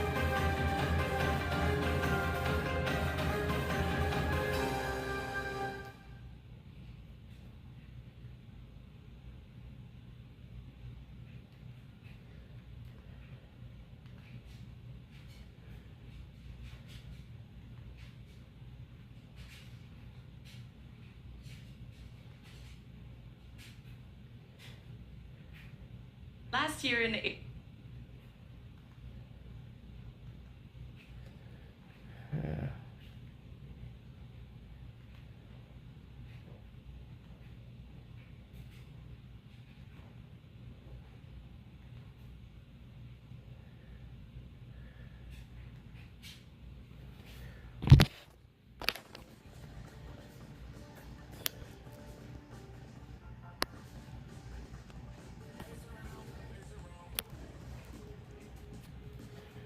Yeah. Man, that was actually pretty nice. Everybody, this is Vic Test. Another you run here, the Binding of Isaac Victor Repentance Plus series. Happy Thursday, Mosh Pit. I hope you all had a fantastic Thursday. Of course, coming off of a very nice run yesterday. Thank you so much for the support. In the early weekend. Keep it going. Here's your artwork of the day, street art of the day. It's right hard now, to tell. I'm sorry based that on y'all the just had to picture, watch but the this one screen was the sent in whole by time, Alan but I was Raccoon. really, That was really written with tired. She Loves You. And in the thread, Also, I said, wanted to see I how was long walking I around can actually Valencia keep in this little Spain and screen found a thing familiar up. face on the But wall hey, on a street. it worked It's out probably pretty not Binding of nicely. Isaac related, but the resemblance is uncanny. I may experiment with something else next time. It's close. I In the would say meantime, y'all that. take If care it of was really yourselves. her, Bye-bye. though, if it was really the one,